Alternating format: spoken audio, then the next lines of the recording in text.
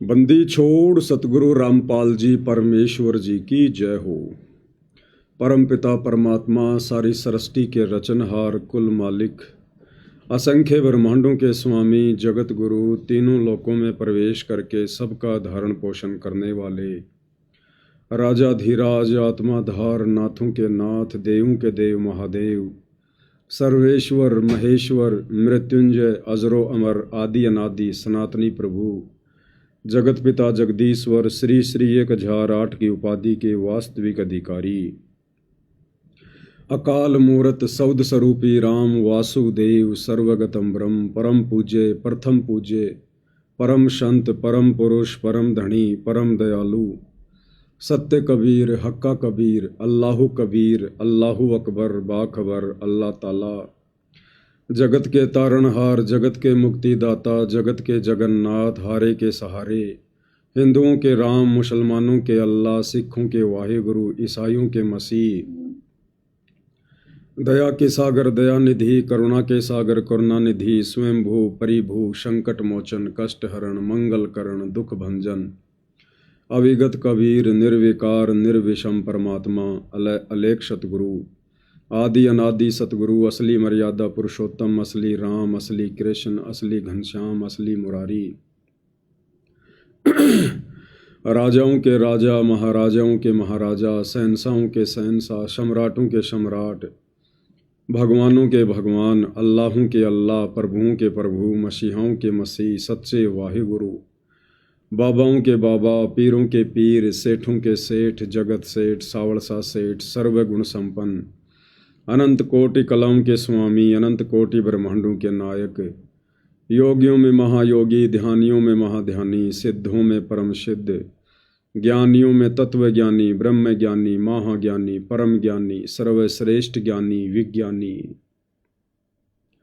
युवा कबीर समर्थ कबीर असमवात अमित ओजा सच्चे रहनुमा करीम अल्लाह सुभान अल्लाह दुनिया के अंतिम पैगंबर 8 सितंबर 1951 से गांव धनाना जिला सोनीपत हरियाणा भारतवर्ष की पावन भूमि पे प्रकट रियल कल की भगवान श्री नारायण साकार हरि श्री बाबा साहेब नूर अनंत परमात्मा सच्चे दरवेश सच्चे बाखबर संत श्रोमणी सतगुरु रामपाल जी परमेश्वर जी के चरण कमल में साध संगति से जुड़े हुए आप और हम सभी सत्सेवक भाई बहनों का अनंत कोटि दंडवत प्रणाम।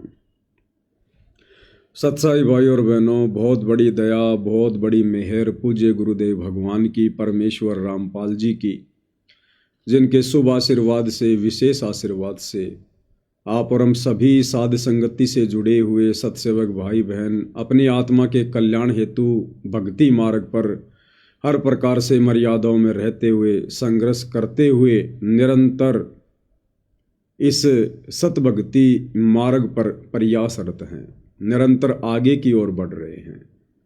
भाई और बहनों, पूज्य गुरुदेव भगवान की इस कलयुग की बिचली पीढ़ी में आप और हम सभी आत्माओं के ऊपर ये एक विशेष रहम है, रजा है, एक बख्शीश दी है पूज्य गुरुदेव भगवान ने हमें, और इस बख्शीश का हमने इस कलयुग की बिचली पीढ़ी के वर्तमान समय में भरपूर फायदा भी उठाना है। हमने किसी भी पॉइंट पर अपने गुरुदेव भगवान को नाराज होने का मौका नहीं देना है, क्योंकि यदि गुरु जी नाराज हो गए भगत की किसी भी भक्ति विरुद्ध उस क्रिया से, जिन क्रियाओं को ना करने की गुरुदेव सत्संगों में सलाह देते हैं, इससे गुरुदेव भगवान नाराज होते हैं। और यदि गुरु नाराज हो गया तो समझो भगत का जीवन बर्बाद हो गया। परमात्मा स्वयं अपनी वाणी में कहते हैं, भाई जिन बातों से गुरु दुख पावे उन बातों को दूर भगावे। और गुरुदेव कहते हैं कि हरि के रूठे ठोर है गुरु रूठे नहीं ठोर।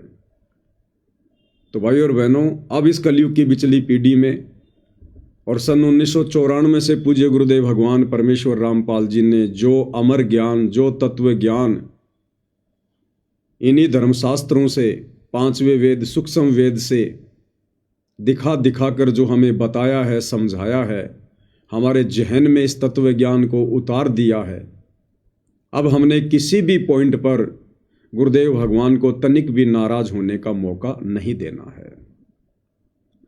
जो मर्यादाएं पूज्य गुरुदेव भगवान ने बता दी है, हमने उन तमाम मर्यादाओं का हर प्रकार से संघर्ष करते हुए, वो संघर्ष चाहे सामाजिक हो, चाहे पारिवारिक हो, चाहे व्यावसायिक हो, हमने वो संघर्ष अब करना पड़ेगा। क्योंकि भाइयों और बहनों, अब इस काल के गंदे लोक से, 84 लाख योनियों के महादुखों से बाहर निकलने का वो प्राइम टाइम आ चुका है। अगर वर्तमान में हम संघर्ष नहीं करेंगे मर्यादाओं के लिए, घर वालों के डराने से, धमकाने से, समाज के द्वारा दबाव बनाने से, भाईचारे रिश्तेदारों की लोकलाज के कारण यदि हमने मर्यादाएं तोड़ दी, नियम भंग कर दिए, तो भाई और बहनों फिर अगला जीवन 84 लाख योनियों में, फिर 84 लाख योनियों में जो महाकष्ट हम भोगेंगे और अनंत बार भोग चुके हैं, फिर उन कष्टों से भला हमें कौन छुड़ाएगा। तो उन 84 लाख योनियों के महाकष्टों से अच्छा है हम वर्तमान मनुष्य शरीर में थोड़ा बहुत संघर्ष, थोड़े बहुत कष्ट, थोड़ी बहुत परेशानियां, घर की, परिवार की, पति की, पत्नी की, माता पिता की, सास ससुर की, बेटा बेटियों की, समाज की, रिश्तेदारों की, हम वर्तमान में ही सहन कर लें। और सहन करते करते हमने प्यार और प्रेम से ही पेश आना है। हमने किसी के साथ लड़ाई झगड़ा नहीं करना, हमने किसी के भी साथ मन मुटाव नहीं करना है। भगत ने अपने अंदर दूसरों के प्रति राग द्वेष ईर्ष्या नहीं पालनी है। अगर हम किसी जगत वाले भाई के प्रति राग द्वेष ईर्ष्या पालते हैं तो समझो आप अपने गुरुजी से द्वेष कर रहे हैं, आप अपने सतगुरु से ईर्ष्या कर रहे हैं। क्योंकि पूज्य गुरुदेव भगवान की अमर वाणी है कि दास गरीब सकल में साहिब और नहीं किसी से अड़ना रे। दास गरीब सकल में साहिब। आदरणीय गरीब दास जी कह रहे हैं कि इस पृथ्वी पर जितनी भी आत्माएं हैं, वो चाहे 84 लाख योनियों में हैं, चाहे स्त्री या पुरुष शरीर में हैं, मक्खी में हैं, मच्छर में हैं, उपदेशी में है, अनुपदेशी में है। दास गरीब सकल में साहिब। और साहिब कौन है ये हमें समझ में आ गया। साहिब है कबीर। साहिब यानी परमात्मा, भगवान, अल्लाह, राम, खुदा, गॉड, ईश्वर, वाहिगुरु। तो वो साहिब, वो गॉड, वो राम, वो अल्लाह, वो कबीर देव है। और वही कबीर देव वर्तमान में सतगुरु रामपाल जी के रूप में साक्षात धरती पर प्रकट है। तो दास गरीब सकल में साहिब यानी सभी आत्माओं के हृदय रूपी गुहा में वो साहिब कबीर देव सतगुरु रामपाल जी विराजमान है, वो बैठे हुए हैं। क्योंकि उन्हीं की शक्ति से ये नश्वर शरीर चल रहा है, ये मिट्टी का पुतला चलायमान है, उसी परमात्मा की शक्ति से। जिस प्रकार गुरुदेव ने बताया कि आपके गांव में ट्यूबवेल लगी हुई है और एक बहुत बड़ी मोटर भी रखी हुई है, लेकिन वो मोटर चलती कैसे है? उस मोटर में पावर आ रही है, उस मोटर में बिजली आ रही है, वो करंट आ रहा है, उस पावर से वो मोटर चल रही है। और वो पावर कहाँ से आ रहा है? वो थर्मल पावर से आ रहा है, पावर हाउस से आ रहा है, जहाँ पर बिजली बनती है। तो इसी प्रकार वो कबीर परमात्मा एक देशीय है, वो शतलोक में उस अमर सिंहासन पर बैठा हुआ है और अपनी शक्ति से, अपनी पावर से, अपने आशीर्वाद से वो परमेश्वर सारे जहान को चलाता है, हर एक आत्मा को चलाता है। जिस प्रकार मोबाइल कहीं है और मोबाइल का टावर कहीं पर है, वो टावर से जो रेंज आ रही है, जो किरणें आ रही हैं, जो शक्ति आ रही है, उससे सबके मोबाइल चल रहे हैं। उस मोबाइल में सिम भी है। ये शरीर समझो एक मोबाइल है और वो सिम समझो हमारी आत्मा है। लेकिन उस सिम को यदि वो टावर से वो रेंज नहीं मिलेगी, वो किरणें नहीं मिलेंगी, वो सिम भी काम नहीं करेगी। इसी प्रकार हमारा ये माटी का पुतला और इसके अंदर जो जीव आत्मा है, इसके अंदर आत्मा भी है, लेकिन उस आत्मा को यदि वो पावर नहीं मिलेगी, परमात्मा जी का आशीर्वाद नहीं मिलेगा, वो शक्ति नहीं मिलेगी, तो भाइयों और बहनों, ये जीव आत्मा भी इस शरीर को नहीं चला सकती। तो आदरणीय गरीब दास जी कहते हैं कि दास गरीब सकल में साहिब। इस पृथ्वी पर हर एक आत्मा के अंदर उस परमात्मा की शक्ति काम कर रही है। वो परमात्मा स्वयं शब्द रूप है। हम हैं शब्द, शब्द हम माही, और हमसे भिन्न और कछु नाई। तो शब्द रूप में वो कबीर भगवान अर्थात सतगुरु रामपाल जी सभी जीवात्माओं की हृदय रूपी गुहा में बैठे हुए हैं। अब यदि हम इस संसार में अगर हम किसी कुत्ते से भी नफरत करेंगे, गधे से भी नफरत करेंगे, उसको मारेंगे, पीटेंगे, या किसी व्यक्ति से, वो चाहे उपदेशी है, अनुपदेशी है, अगर हम राग द्वेष करेंगे, ईर्ष्या करेंगे, उसके बारे में निंदा चुगली करेंगे, उसके बारे में हम गंदा सोचेंगे, बुरा सोचेंगे, तो भाई और बहनों, हम अपने गुरुदेव भगवान के विषय में वैसा सोच रहे हैं फिर। इसलिए परमेश्वर हमें यह तत्व ज्ञान देने आते हैं कि बच्चों, आपने साधुता दिखानी है। एक भगत के अंदर जो भगत के गुण होते हैं, लक्षण होते हैं, क्योंकि एक भगत की भूमिका, एक दास की भूमिका स्वयं हमारे पूज्य गुरुदेव भगवान भी निभा कर दिखाते हैं। तो हमने तो अपने गुरुदेव भगवान को फॉलो करना है, उनको अनुसरण करना है, उनके भगत वाले जीवन को देखकर हमने भगत बनने की दिशा में आगे बढ़ना है। इसलिए गरीबदास जी कह रहे हैं, दास गरीब सकल में साहिब, नहीं किसी से अड़ना रे। हमने किसी को अपना शत्रु नहीं समझना है। मालिक की वाणी है ना, एक शत्रु एक मित्र है, भूल पड़ी रे प्राण, यम की नगरी जाएगा शब्द हमारा मान। इसलिए भाई और बहनों, हम सत्सेवक भाई बहनों ने जितनी भी आत्माएं साध संगति से जुड़ी हुई हैं, हंस बनने की दिशा में निरंतर आगे की ओर बढ़ रही हैं। हम भाई बहनों ने गुरुदेव के प्रत्येक वचन को लक्ष्मण रेखा मानकर भक्ति मार्ग पर आगे बढ़ना है। काल प्रेरणा से जगत वाले भाई बंधु लोग चाहे हमारा कितना ही विरोध करें, घर परिवार रिश्तेदार कितना ही विरोध करें, चाहे हमारे साथ मार पिटाई क्यों ना करें, ये दास का तो बेटर एक्सपीरियंस है। दास की तो कई बार हो चुकी है मार पिटाई, भक्तों ने भी कर दी है, जगत वालों ने भी बहुत की है, नाम दीक्षा से पहले, और नाम दीक्षा के बाद तो भक्तों ने पिटाई कर दी बहुत ज़्यादा। तो दास का तो भाई और बहनों बेटर एक्सपीरियंस है, तभी परमात्मा हमारे निकट आएगा। हमने उनके प्रति मन में भी द्वेष पैदा नहीं करना कि इसने मुझे क्यों मारा, हे भगवान इसकी टिकट कब कटेगी, इसका बुरा कब होगा, इसके बुरे दिन कब आएंगे। यदि हमने इतना भी सोच लिया तो भी वो परमात्मा हमारे हृदय रूपी गुहा से बाहर निकल जाएगा। जो नियम है पूज्य गुरुदेव भगवान के, वो नियम है, तब वो परमात्मा हमारे निकट आएगा। क्योंकि ये बंधन है भाई और बहनों, राग द्वेष ईर्ष्या मनमुटाव छल कपट, किसी से ज़्यादा मित्रता करना, किसी से ज़्यादा बैर भाव करना, ये सब काल के हथकंडे हैं, काल की बेड़ियां हैं। यदि हमने एक भी बेड़ी को, एक भी जंजीर को नहीं काटा तो भला काल हमें कैसे छोड़ेगा। इसलिए हमने अपनी सभी हथकड़ियाँ कटवानी है, सभी जंजीरें हमने कटवानी हैं। इसलिए गुरुदेव भगवान कहते हैं कि यो गुरु ज्ञान विज्ञान वाणी, जीवित ही जग में मरो। अब जीवित ही संसार में मर जाना यही है। जिस प्रकार मरा हुआ व्यक्ति, अब उस मरे हुए व्यक्ति का ना कोई मित्र होता है ना कोई शत्रु होता है। उस मरे हुए व्यक्ति को चाहे कोई गालियां दो, चाहे उसके ऊपर कोई लठ बरसाओ, चाहे उसको आग में जलाओ, चाहे जमीन में दफनाओ, वो कुछ नहीं कहता, कुछ नहीं बोलता, वो शुष्कता भी नहीं है, चुशकता भी नहीं है। चाहे कोई उसकी कितनी मान सम्मान करो, उसकी बड़ाई करो, कुछ नहीं बोलता वो। ना वो मान बड़ाई करने से प्रसन्न होता है, ना किसी के द्वारा गाली निकालने से, मारपीट करने से, गंदा बोलने से वो दुखी होता है, क्योंकि वो मर चुका है।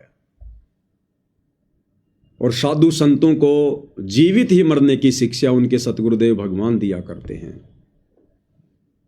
तो हम जब तक जीवित नहीं मरेंगे भाई और बहनों इस भक्ति मार्ग पर, सबको एक परमात्मा की संतान नहीं समझेंगे, सबके अंदर उस कबीर भगवान सतगुरु रामपाल जी की प्राण शक्ति मानकर व्यवहार नहीं करेंगे, तब तक हमारे अंदर से ये काल के द्वारा जो अवगुण भर दिए गए हैं ये बाहर नहीं निकल सकते, और इनके बाहर निकले बिना हम पार नहीं हो सकते। अब सतगुरुदेव भगवान हमें ज्ञान भी देते हैं, समाधान भी देते हैं, और साथ साथ में फिर गुरुदेव भगवान हमारी परीक्षा भी लेते हैं।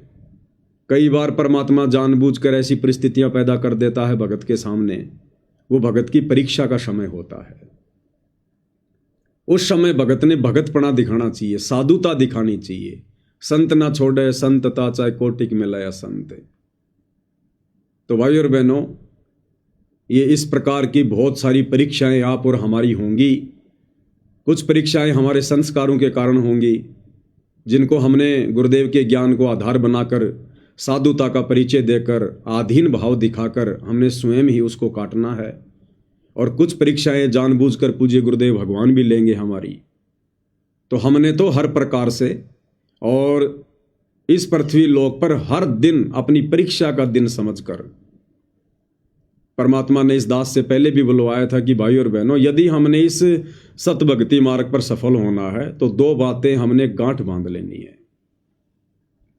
सबसे पहली बात, यदि हमने भक्ति मार्ग पर सफल होना है, एक भगत बनना है, साधु बनना है, वास्तव में बगुले से हंस बनना है, जीवित मरना है, तो हमने अपने पूज्य गुरुदेव भगवान के भगत वाले जीवन को देखना है।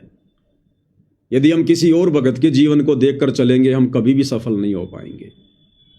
भगत हो सकता है बहुत अच्छी अच्छी बातें बनाएगा, मीठी मीठी बातें बोलेगा, हो सकता है वो हाथ जोड़ के या धीनी से आपको उपदेश दे, लेकिन है वो एक जीव, वो कभी भी अपना रंग बदल सकता है, कभी भी। तो उस भगत के उस जीवन को देखकर हम कभी भी भक्ति मार्ग पर सफल नहीं हो सकते। भगत की करनी और कथनी में अंतर होता है, कभी भी आ सकता है। जरूरी नहीं है आज यदि कोई बहुत अच्छा भगत है तो 2 साल बाद भी वो बहुत अच्छा रहेगा। रहे, बहुत अच्छी बात है, उसका खुद का भला होगा, आत्मा का कल्याण होगा। लेकिन हमने केवल इसी बात को लेकर आगे नहीं बढ़ना है कि मैं उस भगत को देख कर चलूं, नहीं। हमने अपने गुरुदेव भगवान वाले भगत के जीवन को देख कर चलना है। जो भूमिका गुरुदेव भगवान ने निभाई है एक भगत बनकर, 17 फरवरी 1988 को आदरणीय राम देवानंद जी को अपना मुंह बोला गुरु धारण किया। एक भगत की भूमिका की उन्होंने 6 वर्ष तक। तो भाई और बहनों, हमने उस जीवन को देख कर आगे बढ़ना है कि किस प्रकार से परमात्मा ने दासातन दिखाया, आधीनी दिखाई, सभी के प्रति उन्होंने जो है प्रेम भाव दिखाया।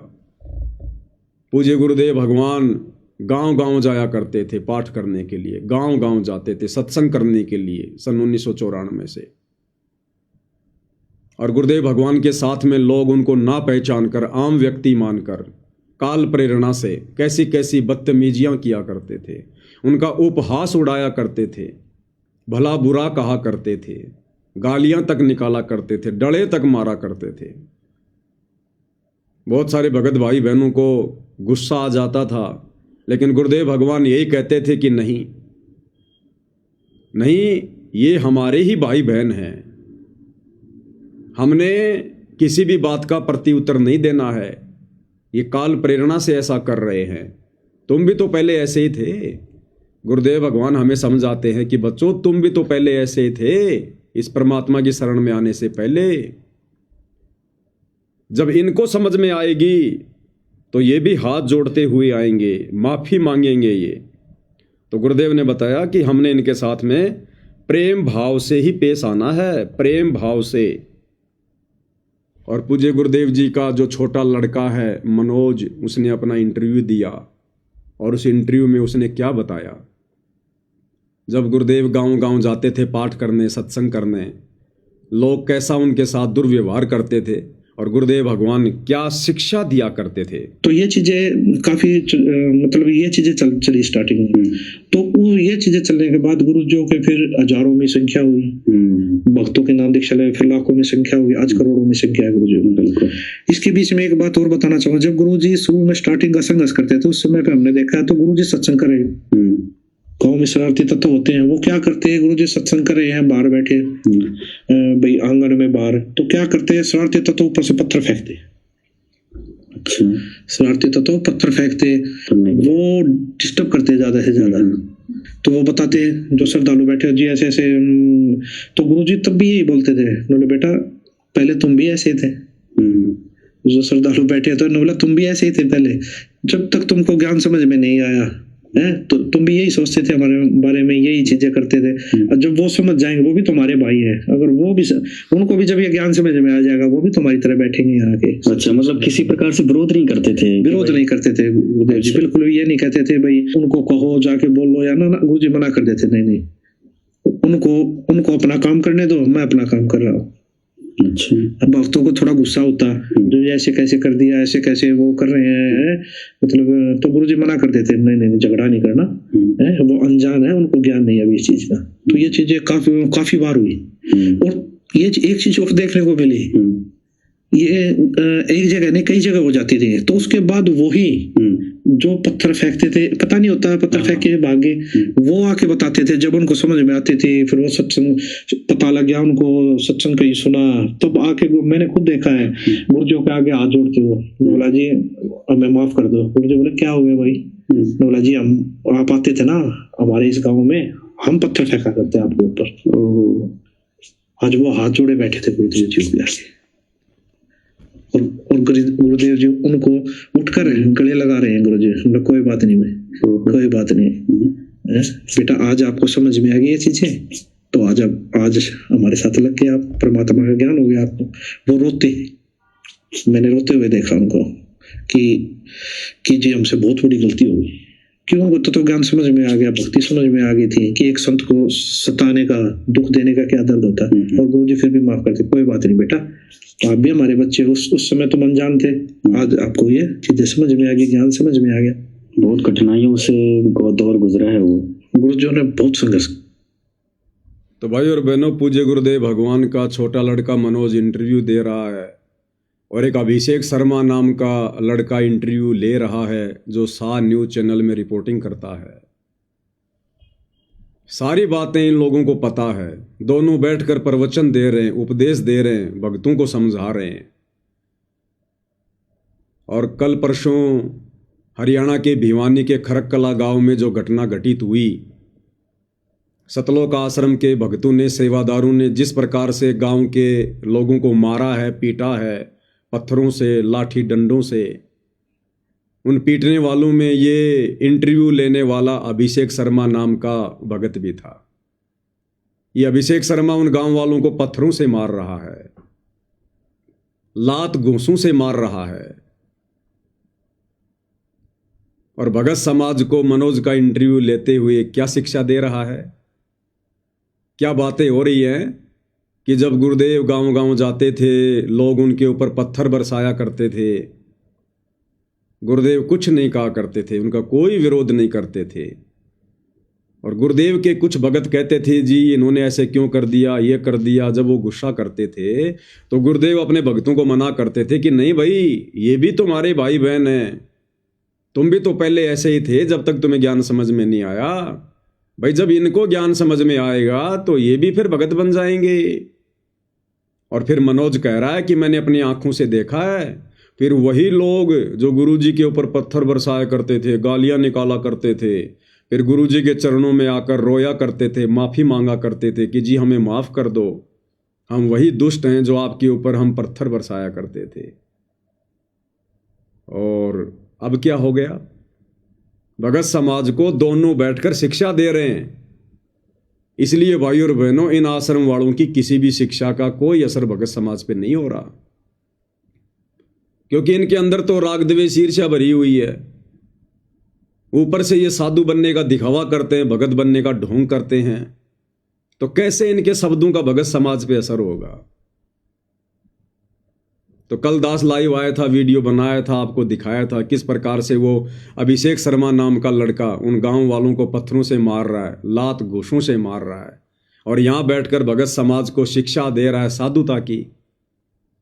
इसलिए परमात्मा कहते हैं पर उपदेश कुशल बहु तेरे, कि दूसरों को उपदेश देना बहुत सरल है, जब खुद के सामने वो परिस्थितियां पैदा होती है तब पता चलता है कि भगत क्या होता है, साधुता क्या होती है। इसलिए भाई और बहनों, हम सत्सेवकों के पास में एक बहुत ही अच्छा मौका है। पूज्य गुरुदेव ने हमें बहुत अच्छा एक मौका दिया है, चांस दिया है भगत बनने का, हंस बनने का, गुरुदेव के चरणों में जगह बनाने का, उनके हृदय में समाने का, गुरुदेव को अपने निकट लाने का, उनकी मेहर प्राप्त करने का। हमें साध संगति से जोड़ दिया गुरुदेव भगवान ने, सुसंगति से जोड़ दिया। क्योंकि कबीर सागर के सरलार्थ में पूज्य गुरुदेव जी ने लिखा है कि बच्चों, नाम दीक्षा का मिल जाना एक अपना अलग महत्व है, लेकिन नाम दीक्षा के बाद में संगत और कुसंगत, इसका भगत पर बहुत गहरा प्रभाव पड़ेगा। अगर तत्वदर्शी संत भी मिल गया, नाम उपदेश भी मिल गया, ये सच्ची भक्ति भी मिल गई, और यदि ऐसे भक्तों की कुसंगत मिल गई जो भक्ति के निकट भी नहीं है, केवल भगत बनने का दिखावा कर, तो भी वो भगत आत्मा फेल हो जाएगी। और उपदेश मिलने के बाद यदि आपको अच्छे भक्तों की सुसंगति नसीब हो गई, फिर तो पांचों उंगली घी में हैं, पांचों उंगली घी में। दिन प्रतिदिन उन आत्माओं में, उन भक्तों में निखार आता चला जाएगा, निखार। और यही होता है भगत का। हर दिन भक्ति मार्ग में भगत ने आगे की ओर बढ़ना है। परमात्मा कहते हैं, छिन घटे छिन बढ़े सो तो प्रेम नाही, और कहते हैं अन घट प्रेम दिल में बसे, प्रेम कहावे सोई। 2 मिनट में भगत बन गया, 2 मिनट में जगत वाला बन गया, 2 मिनट में हंस बन गया, 2 मिनट में बगुला बन गया। परमात्मा कहते हैं ये भगत के लक्षण नहीं है। भगत के अंदर तो भक्ति भाव, प्रेम भाव दिन प्रतिदिन बढ़ता ही चला जाना चाहिए, घटने का नाम नहीं होता भगत के अंदर। अगर घट रहा है तो कोई कमजोर संस्कार सामने आ रहा है। अगर भक्ति में मन नहीं लग रहा है, कोई कमजोर संस्कार आ गया भाई, कोई पाप कर्म सामने आ गया। तरीका यही है, ज्यादा से ज्यादा भक्ति वाली दवाई खाओ, सतगुरुदेव को दंडवत करो, प्रार्थना करो, ना चाहते हुए अपना सुमरण करने लग जाओ, ना चाहते हुए सत्संग सुनने लग जाओ, कोई परमात्मा की महिमा गाने लग जाओ, किसी भगत भाई से बात कर लो।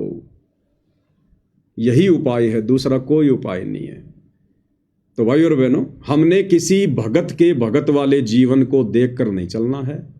हाँ, यदि भगत हमें अच्छी अच्छी बातें बताता है, बढ़िया शिक्षा देता है, यदि हमें उचित लगे तो हम उन शिक्षाओं को अपने जीवन में ग्रहण करें, लागू करें।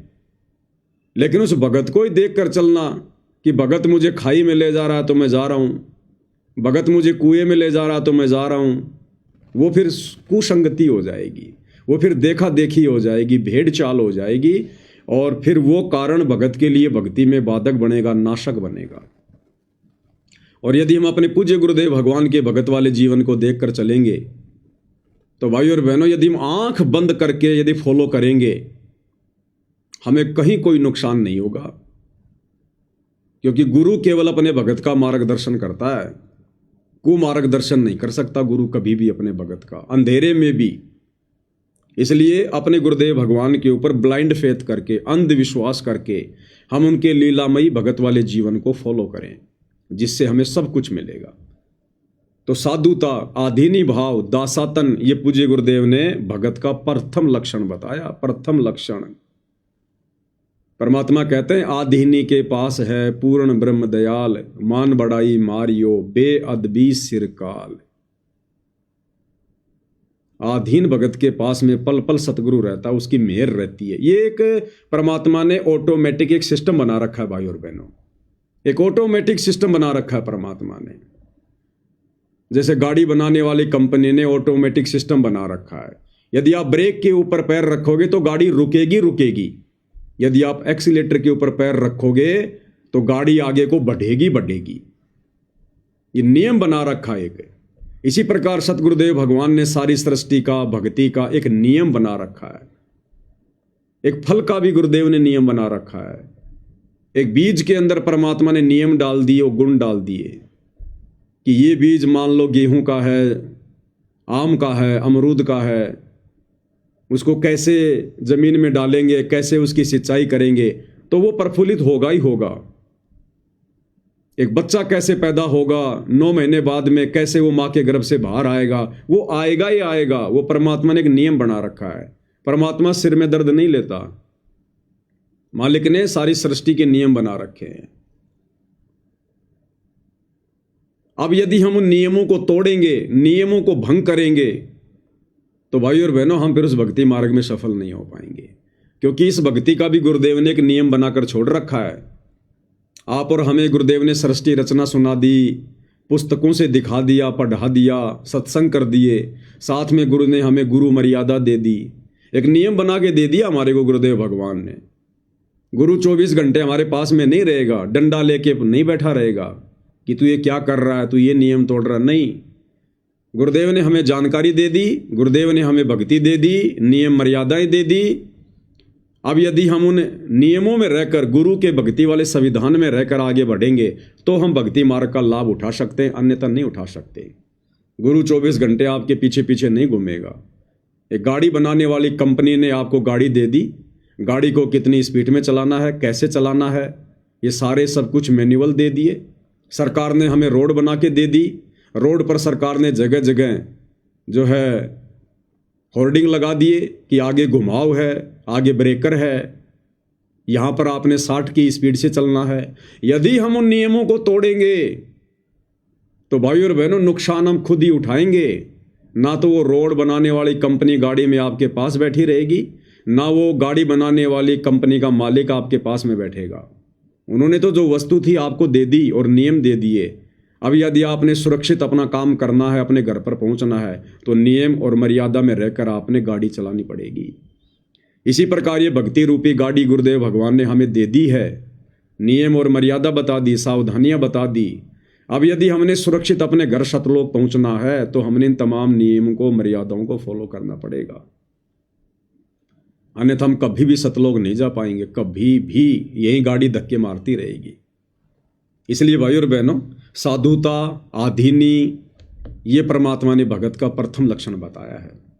और आदरणीय गरीबदास जी की अमरवाणी के अनुसार कि दास गरीब सकल में साहिब, नहीं किसी से अड़ना रे। यदि हमने किसी को भी अपना दुश्मन समझा, हाँ, दुनिया चाहे हमें अनजान में, अज्ञानता में, नादानी में, मूर्खता में, दुनिया वाले चाहे हमें लाख अपना दुश्मन समझें, अपना शत्रु समझें, हमारे साथ दुश्मन जैसा व्यवहार करें, शत्रु जैसा व्यवहार करें, वो उनके कर्म है, वो उनकी मर्जी है, हमारे ऊपर कोई असर नहीं पड़ेगा, कोई फर्क नहीं पड़ेगा यदि हम मर्यादा में हैं तो। जैसे 2020 में कोरोना की बीमारी आई, बहुत सारे लोगों ने इंजेक्शन वगैरह लगवा लिए, और जिन लोगों ने नहीं लगवाए, बहुत सारे लोग ऐसे थे उन्होंने नहीं लगवाए, मैंने भी नहीं लगवाया।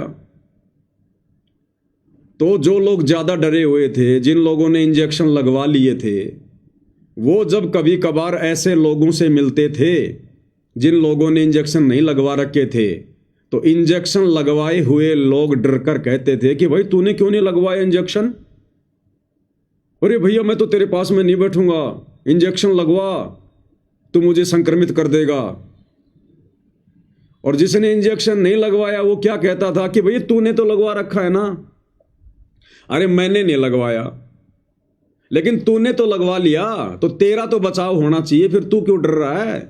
अरे डरना तो मेरे को चाहिए जिसने नहीं लगवाया, और तूने इंजेक्शन भी लगवा लिया, फिर भी तू कह कि नहीं नहीं दूर रह, तू भी लगवा इंजेक्शन। अरे तूने तो अपना बचाव कर लिया ना, अपना प्रोटेक्शन तूने कर लिया ना, फिर मेरे से क्यों डर रहा है? इसका मतलब उस व्यक्ति को खुद के इंजेक्शन पर भी भरोसा नहीं है। ठीक इसी प्रकार भाई और बहनों, इस सतभक्ति मार्ग पर अब हमने हर प्रकार से अपने पूज्य गुरुदेव भगवान पर ब्लाइंड फेथ करके आगे बढ़ना है। और दुनिया वाले चाहे हमसे लाख शत्रुता निभाएं, हमसे लाख राग द्वेष करें, हाँ, पर हमारा बाल भी बाका नहीं होगा, बाल भी, क्योंकि हमने सतगुरुदेव भगवान का मर्यादा रूपी इंजेक्शन लगवा रखा है। और ये इंजेक्शन जिसने एक बार लगवा लिया और दवाई को ढंग से जो अंदर जाने देगा, उसका फिर बाल भी बाका नहीं हो सकता, बाल भी बाका। तो दुनिया चाहे हमसे लाख दुश्मनी करें, भगत चाहे हमसे लाख वैर भाव करें, क्योंकि सारे लोग भगत नहीं होते, नाम दीक्षा लेते कोई भगत नहीं बन जाता। कोई लोग 20-20 साल में भी भगत नहीं बन पाए अभी तक। सतगुरुदेव भगवान का कलयुगी परिवार, उनके बेटा बेटी, भाई बंधु रिश्तेदार अभी तक भगत नहीं बन पाए। उनको तो 30-30 वर्ष हो गए नाम दीक्षा लिए हुए, आज भी वो बगुले के बगुले हैं। रोज हिसार जेल से गुरुदेव के संदेश आते हैं, गुरुदेव रोते हैं, उनको डांटते हैं, फटकारते हैं कि नालायको तुम कब भगत बनोगे, तुम कौन से दिन सुधरोगे, क्यों तुम मुझे दुखी कर रहे हो, क्यों भगवान को दुखी कर रहे हो, क्यों तुम मेरा रिजल्ट जो है खराब कर रहे हो। तो भाई अभी तक तो पूज्य गुरुदेव भगवान का कलयुगी परिवार ही सन 2025 तक भगत नहीं बना। जो पिछले 20 वर्षों से, 25 वर्षों से, 30 वर्षों से दीक्षा लेकर और संगत में बहुत बड़े भगत बनने का दिखावा कर रहे हैं। तो भाई और बहनों, हमने यदि भगत बनना है तो अपने पूज्य गुरुदेव भगवान के लीला में जीवन को अपने ऊपर अंगीकार करना पड़ेगा। ये नियम है, अध्यात्म का प्रथम नियम है। यदि हमने सफल होना है तो अपने गुरुदेव भगवान के भगत वाले जीवन को ही देखकर हमने भक्ति मार्ग पर आगे बढ़ना पड़ेगा। ये प्रथम नियम है। और दूसरा, हमने जीवित मरना पड़ेगा। फिर हमने जीवित मरना पड़ेगा। ये समाज की लोक लाज, झूठी मर्यादा, ये लोक दिखावा, ब्याह शादी, भात छूचक, ये फालतू का ऋण संस्कार बढ़ाने वाला लेन देन करना, ये त्योहार वगैरह मनाना जिनका वर्तमान में कोई औचित्य नहीं है, इन तमाम समाज के अनुकूल और भक्ति के प्रतिकूल, भक्ति के विरुद्ध ये जितनी भी सामाजिक मर्यादा है, हमने इनको छोड़ना पड़ेगा। तब भगत भाई और बहनों, हमारा इस काल के लोक से सतगुरुदेव भगवान पीछा छुड़वाएंगे, दूसरा कोई तरीका नहीं है। तो भाई और बहनों, पूज्य गुरुदेव भगवान वर्तमान में हिसार जेल में बैठकर जो विशेष संदेश एक अंतिम विकल्प के रूप में, एक अंतिम विकल्प के रूप में जो भगत समाज को दे रहे हैं, अब हमने इन विशेष संदेशों को फॉलो करना पड़ेगा, इनका अनुसरण करना पड़ेगा। ये अंतिम शिक्षा दी जा रही है गुरुदेव भगवान के द्वारा। अंतिम ये प्रार्थना समझ लेना पूज्य गुरुदेव भगवान की। इन हिसार जेल से आने वाले विशेष संदेशों को समझकर, सुनकर यदि किसी ने अभी भी भगत का चोला धारण नहीं किया, जैसा भगत हमें गुरुदेव बनाना चाहते हैं, यदि हम वैसे भगत नहीं बने तो इसके बाद गुरुदेव की तरफ से फिर और कोई मौका नहीं है, कोई चांस नहीं है। तो पूज्य गुरुदेव भगवान के आशीर्वाद से विशेष संदेश नंबर 14 का आज ये भाग नंबर 2 है, जिसके ऊपर हम साथ संगति करने जा रहे हैं। पूज्य गुरुदेव जी से प्रार्थना करेंगे कि परमेश्वर हमें सद्बुद्धि दे। और ये जो विशेष संदेश हैं, जिनको समझना भाई और बहनों ब्रह्मा विष्णु महेश के भी वश की बात नहीं है। परमेश्वर हम सबको आशीर्वाद दें, हमें सद्बुद्धि दें परमात्मा, अपने इस अमृत ज्ञान को समझने की, और समझकर हम अपने जीवन में धारण कर सकें, लागू कर सकें, परमेश्वर के इन अनमोल वचनों का अनुसरण कर सकें। परमेश्वर हमें वो भी शक्ति दें, सद्बुद्धि दें। तो विशेष संदेश नंबर 14 भाग नंबर 2, आगे पूज्य गुरुदेव भगवान हमें क्या शिक्षा दे रहे हैं। निर्विकार निर्भय तुही और सकल वैमान, यदि साधो और सकल वैमान, सब पर तेरी साहिब, सब पर तेरी साहिबी, तुझ पर साहिब ना, निर्विकार निर्भय। पूज्य गुरुदेव भगवान कह रहे हैं, निर्विकार निर्भय तू ही और सकल भयमान, सब पर तेरी साहिबी, तुझ पर साहिब नाए। किसको कह रहे हैं गुरुदेव भगवान? किसी को नहीं कह रहे। स्वयं को समझाने के लिए स्वयं के ऊपर उदाहरण देकर समझाते हैं। आज हमें समझ में आ जाना चाहिए इस तत्व ज्ञान को लेकर कि सतलोक से चलकर वो कबीर परमात्मा संत का चोला धारण करके सतगुरु की भूमिका करते हुए तत्वदर्शी संत की भूमिका करते हुए अपनी महिमा अपने ऊपर लेकर स्वयं ही बताता है। वो कहते ना कि भगवान का तो यहां कोई हुकारा भरने वाला भी नहीं है, हुकारा भरने वाला भी।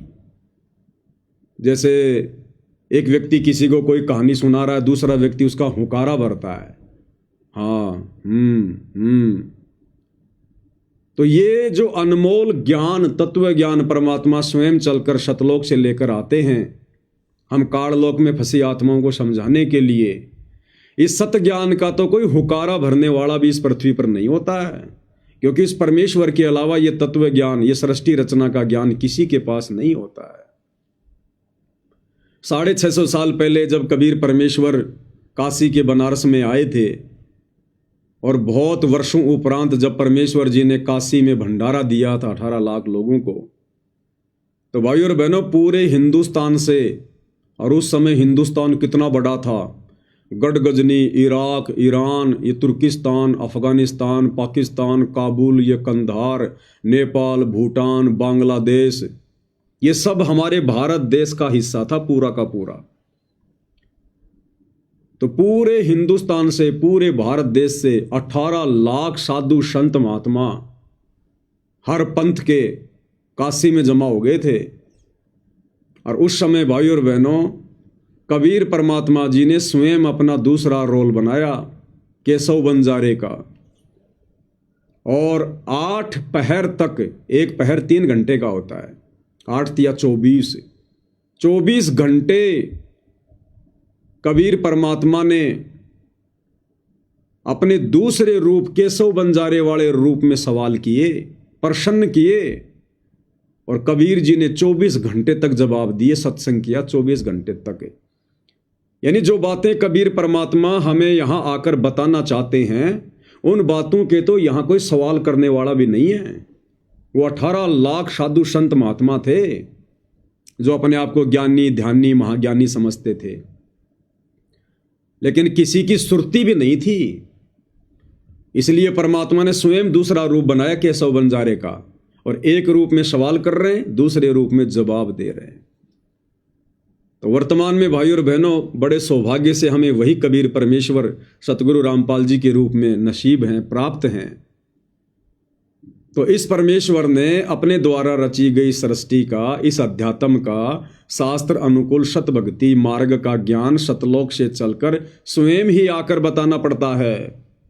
यहां कोई हुकारा भरने वाला भी नहीं है, यहां उनसे कोई सवाल भी करने वाला नहीं है, क्योंकि किसी की बुद्धि वहां तक है ही नहीं। इसलिए गुरुदेव भगवान क्या कह रहे हैं, किसको कह रहे हैं कि निर्विकार निर्भय तू ही और सकल भय मान, ए जी साधो और सकल भय मान, सब पर तेरी साहेबी, सब पर तेरी साहेबी, तुझ पर साहेब ना निर्विकार निर्भय। अब हमने समझनी है ये बात कि वो निर्विकार निर्भय परमात्मा कौन है। स्वयं सतगुरु रामपाल जी हैं। पहली बात तो ये, इस काल के लोक में 21 ब्रह्मांड में निर्भय होकर सच्चाई या ब्रह्मा विष्णु महेश भी नहीं बता सकते। निर्भय होकर ये सच्चाई ब्रह्मा विष्णु महेश की माता जी दुर्गा भी नहीं बता सकती, क्योंकि सृष्टि रचना में गुरुदेव ने बताया कि इस काल ने, ज्योति निरंजन ने दुर्गा को पाबंद कर रखा है। यदि मेरे विषय में तूने ये सच्चाई आम जन को तो छोड़ो, अगर मेरे तीनों बेटों ब्रह्मा विष्णु महेश को भी बता दी तो मेरे से बुरा कोई और नहीं होगा। ये दुर्गा भी डरी हुई है, ये दुर्गा भी यहां पर निर्भय होकर सच्चाई नहीं बता सकती। ये ब्रह्मा विष्णु महेश बेचारे सच्चाई कहां से बता देंगे जब इनको पता ही नहीं है। फिर ये अपने आप को वेद शास्त्रों का ज्ञाता कहने वाले चतुर्वेदी, त्रिवेदी, द्विवेदी, आचार्य, शंकराचार्य, पोप, पादरी, पंडित, मुल्ला, मौलवी, ये काजी, पीर, पैगंबर, कुतुब, ओलिया और ये सुर नर मुनि ज्ञानी, ये कहाँ से बता देंगे भाई और बहनों में सच्चाई। कहाँ इनके पास में मोक्ष मार्ग है, मोक्ष का ज्ञान है, सतलोक का ज्ञान है। तो आज इस पृथ्वी पर सन 1994 से ये सच्चाई निर्भय होकर, सृष्टि रचना का ज्ञान निर्भय होकर हम पृथ्वीवासियों को कौन दे रहे हैं? सतगुरु रामपाल जी दे रहे हैं। तो ये ज्ञान वही दे सकता है जो निर्विकार और निर्भय है, और इस अखिल सृष्टि में निर्विकार और निर्भय केवल परम पूज्य परमेश्वर सतगुरु रामपाल जी हैं। तो आप और भगत भाई बहनों ने अब परमेश्वर की वो महिमा करनी चाहिए। ये शब्द हमने अपने पूज्य गुरुदेव भगवान के लिए गाना चाहिए, बोलना चाहिए उनकी महिमा में। परमेश्वर तो हमें समझा रहे हैं, हमारे को अध्यात्म समझाने के लिए अपने ऊपर उदाहरण देकर स्वयं ही स्वयं को निर्विकार कह रहे हैं, अपने आप को छुपाते हुए कि मैं तो उस कबीर जी का भेजा हुआ दास हूँ, मैं तो उसका संदेश वाहक हूँ, मैं तो उसकी हंस आत्मा हूँ। परमात्मा तो कबीर जी हैं। यही लीला तो परमात्मा चारों युगों में करते हैं। सतयुग में परमात्मा आते हैं, एक तत्वदर्शी संत का रूप धारण करके आते हैं। सतयुग में सतसुकृत ऋषि के नाम से आए, अपने आप को कभी नहीं कहा कि मैं भगवान हूँ, मैं परमात्मा हूँ, और यही ज्ञान दिया करते थे जो ज्ञान आज दे रहे हैं पूज्य गुरुदेव भगवान। सन 1994 से दे रहे हैं गुरुदेव भगवान, लेकिन किसी ने भी उनके ज्ञान को स्वीकार नहीं किया।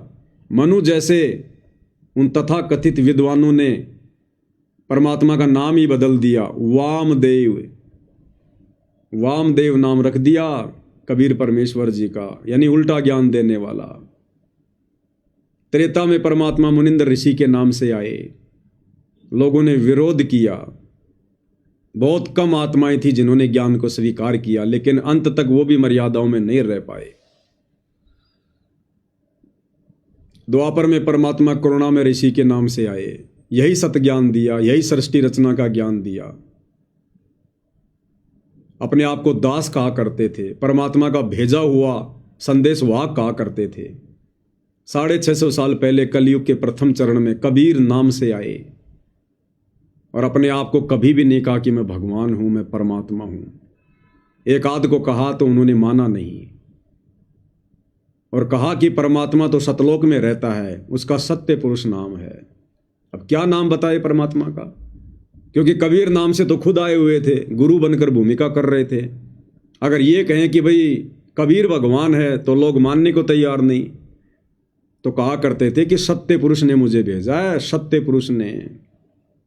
तो ठीक ही यही स्थिति भाई और बहनों वर्तमान में है। जब तक हम आत्माओं को ज्ञान नहीं हो जाता, गुरु की पहचान नहीं हो जाती है, तब तक गुरुदेव भगवान इसी इस प्रकार से अपने आप को छुपाते रहेंगे, अपने से अन्य को परमात्मा बताकर हम तक ज्ञान पहुंचाते रहेंगे, हमारी बुद्धि को विकसित करते रहेंगे। और ये कार्यक्रम तो परमात्मा का आजीवन चलता रहेगा। लेकिन जिन जिन आत्माओं को वो उपलब्धि प्राप्त हो जाती है गुरुदेव को पहचानने की, उनको समझने की, फिर उन आत्माओं ने गुरु को कोई संदेश वाहक मानकर नहीं, कोई हंस आत्मा मानकर नहीं, कबीर का भेजा हुआ दास मानकर नहीं, फिर स्वयं कबीर परमात्मा ही धरती पर प्रकट हैं।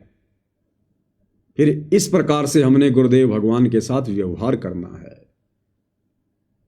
और जिन जिन आत्माओं ने इस प्रकार से गुरु को पहचान कर उनके साथ व्यवहार करना शुरू कर दिया, पतिव्रता पद पर रहकर भक्ति करनी शुरू कर दी, गीता अध्याय 3 श्लोक 13 के अनुसार उन्हें परमात्मा मानकर भोग लगाना शुरू कर दिया। क्योंकि भाई और बहनों 4 युग बीत चुके हैं। वर्तमान की कलयुग की इस बिचली पीढ़ी के अलावा और साध संगति से जुड़े हुए सत्सेवक भाई बहनों के अलावा 4 युग बीत गए हैं। इस परमेश्वर को किसी ने भी परमेश्वर मानकर भोग नहीं लगाया जब ये गुरु रूप में आते हैं। 4 युग बीत चुके हैं, किसी ने भी इस परमेश्वर को परमेश्वर मानकर जब ये सतगुरु रूप में आते हैं इनकी आरती नहीं उतारी है। केवल लोगों ने आरतियां की है, दीपक के साथ आरतियां उतारी नहीं है। तो भाई और बहनों, अब ये सौभाग्य 4 युगों के बाद सर्वप्रथम यदि किसी को नसीब हुआ है तो हम सत्सेवक भाई बहनों को नसीब हुआ है। तो निसंदेह आप और हम परमेश्वर के कितने निकट हैं, हम कितना उनकी नजरों में हैं। पल पल परमात्मा उस कुंज पक्षी की तरह आप और हमारे पर अपनी हृदय की वो जो मेहर है, जो रजा है, वो बरसाते रहते हैं। तो आप और हमने भाई और बहनों ये विशेष मौका जो गुरुदेव ने आप और हमारे ऊपर बख्श दिया है, अब हमने इस मौके को बिल्कुल भी नहीं गंवाना है, बिल्कुल भी नहीं खोना है। ये संसार तो वैसे भी छूटेगा भाई और बहनों एक दिन। ना हमारे परदादा रहे, ना हमारे दादा रहे, हमारे पिताजी भी चले गए, चले जाएंगे, हमने भी जाना है, हमारे बच्चे भी जाएंगे। ये तो मृत्यु लोक है, मरना तो यहां पर कंपलसरी है। जब मरना ही है तो भाई और बहनों फिर वो भक्ति क्यों ना करें जिस भक्ति से सतलोक जाया जाता है।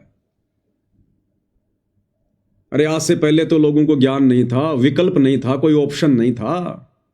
क्या करते बेचारे, समाज में देखा देखी भक्ति कर रहे थे।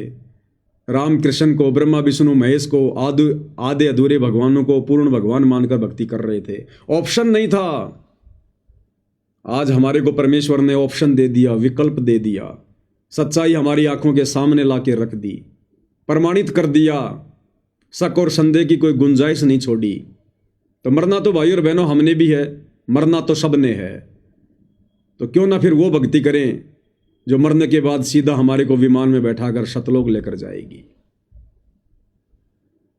तो अब ये मौका भाई और बहनों हमने चूकना नहीं है, क्योंकि अब हमें वो निर्विकार निर्भय परमात्मा मिल चुका है। अब यदि हमें निर्विकार और निर्भय परमात्मा मिल चुका है तो हमने वैसा ही उनके साथ में व्यवहार करना है। अब भाई और बहनों हमें पीछे का इतिहास भी समझ में आएगा। इसलिए हमने उन बड़े बड़े भक्तों को देखकर भक्ति मार्ग पर कभी नहीं चलना चाहिए। विशेषकर उन भक्तों को देखकर तो हमने आंखें बंद कर लेनी चाहिए। उन भक्तों के जीवन को तो हमने कभी भी फॉलो नहीं करना चाहिए, भूलकर भी। जो भगत सतगुरुदेव जी के ज्यादा निकट रहे हैं या सतगुरुदेव जी के बेटा बेटी भाई बंधु रिश्तेदार, ऐसे लोगों के जीवन को तो हमने कभी भी भूलकर अनुसरण नहीं करना चाहिए। क्योंकि घर का जोगी जोगना, बाहर का जोगी सिद्ध, दीपक के नीचे हमेशा अंधेरा होता है। अब हमें उन भक्तों की रहनी करनी समझ में आएगी। अब साथ संगति से जुड़ने के बाद परमेश्वर ने जो सद्बुद्धि हमारी खोली है, अब हमें समझ में आएगा उनकी रहनी करनी कि 30 वर्षों से उन्होंने गुरु को क्या समझ रखा था, अपने जैसा मानुष्य। अब बताइए, गुरुदेव कह रहे हैं निर्विकार निर्भय तू ही और शकल भयमान, सब पर तेरी साहिबी तुझ पर साहिब नाई। कि उस कबीर परमेश्वर जी के अलावा सृष्टि में दूसरा कोई साहब नहीं है, भगवान नहीं है, और सब पर उन्हीं की साहिबी अर्थात उन्हीं की सत्ता चलती है। और वो कबीर परमेश्वर निसंदेह वर्तमान में सतगुरु रामपाल जी हैं। हमें तो समझ में आ गया, बाकी दुनिया को भी धीरे धीरे आ ही जाएगा। जब तक दुनिया नहीं समझेगी तब तक विरोध रहेगा, कोई बड़ी बात नहीं है। शुरू में सच्चाई का विरोध ही होता है, लेकिन धीरे धीरे जीत सच्चाई की होती है। इसलिए परमात्मा कहते हैं सत ना छोड़े सूरमा, सत छोड़े पत जाए, और सत के बांधे लक्ष्मी फेर में लगी आए।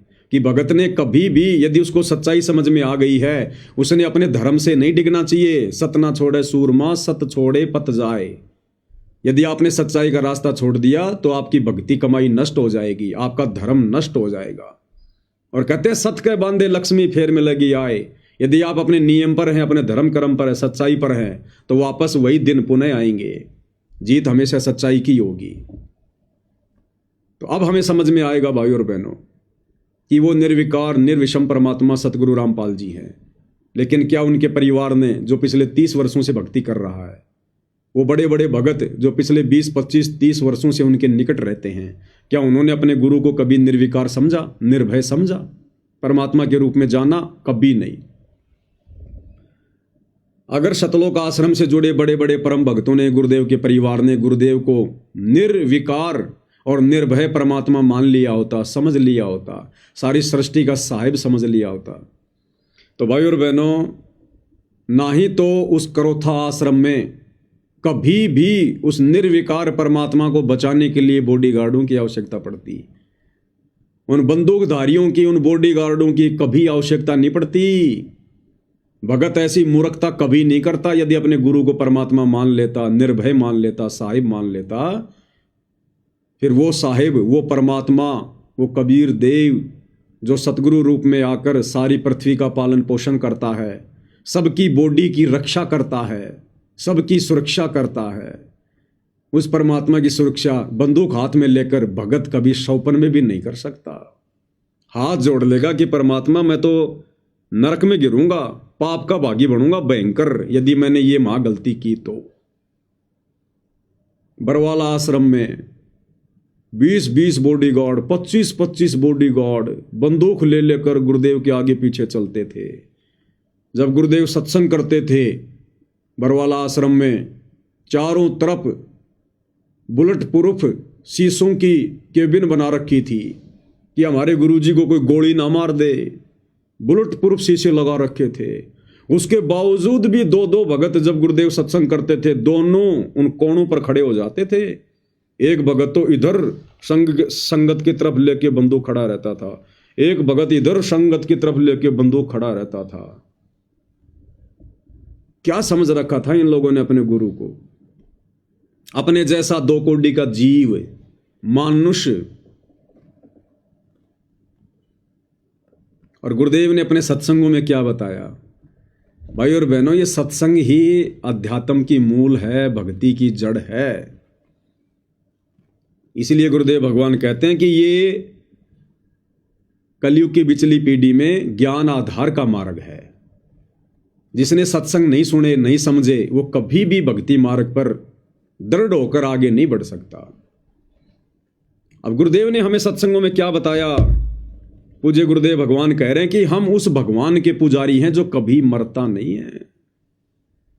यानी है तो स्वयं ही अविनाशी, लेकिन भूमिका तो एक भगत की कर रहे हैं, एक संत की कर रहे हैं, अपने आप को छुपाते हुए। तो कह रहे हैं कि हम उस भगवान के पुजारी हैं जो कभी मरता नहीं है। क्या कहते हैं पूज्य गुरुदेव भगवान? ध्यान से सुनिएगा भाई और बहनों। कंस मार दिया, किसी ने रावण मार दिया। हम उस भगवान के पुजारी है जो मारता नहीं, वो सबका रक्षक है। कर्म आधार पर छोड़ देता, जो जैसे करेगा वो भर लेगा, लेकिन वो मारता नहीं और मरता भी नहीं किसी से। उसको डर नहीं, हथियार रखता नहीं। इसलिए तो उस परमात्मा के पुजारी हैं जो कभी किसी को मारता नहीं। तो क्या कह रहे हैं गुरुदेव भगवान? कि हम उस भगवान के पुजारी हैं जो कभी किसी को मारता नहीं है, और ना वो कभी किसी से मरता है। हम उस भगवान के पुजारी हैं, और ना किसी से वो राग द्वेष करता, ना लड़ाई झगड़ा करता, ना मार पिटाई करता, क्योंकि उसने कर्मों के आधार पर सबको छोड़ रखा है। जो जैसे कर्म करेगा उसका फल उसको वैसा ही मिलता रहेगा। इसलिए हमने किसी भी भगत की किसी भी उल्टी सीधी उन क्रियाओं को देखकर डिसीजन नहीं लेना, क्योंकि यहां तो जैसे कर्म करोगे फिर वैसा ही भोग भोगना पड़ेगा। तो हमने केवल उन्हीं चीजों को फॉलो करना है जो गुरुदेव ने बताई है, सत्संगों में बताई है। उनका भोग अच्छा ही होगा, बुरा हो ही नहीं सकता। और कह रहे हम उस भगवान के पुजारी हैं जो कभी किसी को मारता नहीं। जैसे राम ने मार दिए, श्री कृष्ण जी ने मार दिए, शेरा वाली 8 हाथों में 8 हथियार रखती है, हनुमान जी गदा रखते हैं, राम रावण युद्ध में लाखों मार दिए। तो ये भगवानों के लक्षण नहीं होते। भगवान तो कर्म आधार पे छोड़ देता है, जो जैसा करेगा वैसा पाएगा, सिर में दर्द नहीं लेता। तो अगर इन सतलोक आश्रम वालों ने, पूज्य गुरुदेव के बेटा बेटी भाई बंधु रिश्तेदारों ने, इन बड़े बड़े कोऑर्डिनेटरों ने, जो आज इन सतलोक आश्रमों के संचालक बन के बैठे हैं, यदि इन लोगों ने अपने गुरुदेव को पहचान लिया होता तो भाई और बहनों, ये कभी भी ये गलती ना करते गुरु के बॉडीगार्ड बनने की। ये कभी भी गुरु की बॉडी को सुरक्षित रखने का ठेका नहीं लेते। और वर्तमान में भी ये लोग वही गलतियां कर रहे हैं, आज भी वही गलतियां कर रहे हैं लोग। और देख लेना आगे भी इन लोगों की यही गलतियां रहेंगी। ये लोग नहीं सुधरने वाले, इनके कर्म ही इनको सुधारेंगे। राम किसी को मारे नहीं, मारे तो हत्यारा राम, अपने आप ही मर जाएंगे कर कर खोटे काम। तो हमने भाई और बहनों इन तमाम बातों से शिक्षा लेनी है जो गुरुदेव कह रहे हैं कि भगवान किसी को मारता नहीं, भगवान किसी से मरता नहीं। वो तो कर्म आधार से छोड़ देता है। जिसने जैसा कर्म किया है वो कर्मों की मार से नहीं बच सकता। चाहे किसी भी ब्रह्मांड में बैठा हो, किसी भी लोक में बैठा हो, जैसे उसने कर्म किए हैं समय आने पर अच्छे या बुरे वो उसने भोगने पड़ेंगे। इसलिए हमने अपने गुरुदेव भगवान के भगत वाले जीवन को देखकर चलना है। सत्संगों में गुरुदेव ने हमें जो दिशा निर्देश दे दिए हैं उनके अनुसार हमने भक्ति मार्ग पर आगे बढ़ना है। इसलिए परमात्मा किसी के साथ लड़ाई झगड़ा करना, मन मुटाव करना, वैर भाव करना, राग द्वेष ईर्ष्या करना, छल कपट करना, धोखाधड़ी करना, बेईमान करना, इसलिए परमेश्वर हमें मना करते हैं, अन्यथा आपने उन कर्मों का भोग भोगना पड़ेगा। आपके साथ यदि कोई धोखाधड़ी कर रहा है, बदतमीजी कर रहा है, तो उल्टा जवाब ना दो। आवत गाड़ी एक है, उल्टा हो अनेक है, कबीर ना उल्टी रहे कि एक। जो तो को काटा बोवे वाको बो तो फूल, तो ये फूल के फूल है वाको है त्रिशूल। समय आने पर जैसे वो कर्म कर रहा है परमेश्वर उसको सजा अवश्य देगा। फिर हम क्यों ठेकेदार बने? हाँ, हम प्रार्थना कर सकते हैं, समझा सकते हैं, विनती कर सकते हैं, लेकिन जैसा दुर्व्यवहार सामने वाला करता है हम उसके बराबर नहीं हो सकते। भाई फिर हमारे में उसमें क्या अंतर? अगर वो जगत वाला होकर, अज्ञानी होकर, अनुपदेशी होकर यदि दुर्व्यवहार कर रहा है और हम भगत होकर, उपदेशी होकर, ये तत्व ज्ञान लेकर भी यदि हम उसके साथ वैसा व्यवहार करेंगे,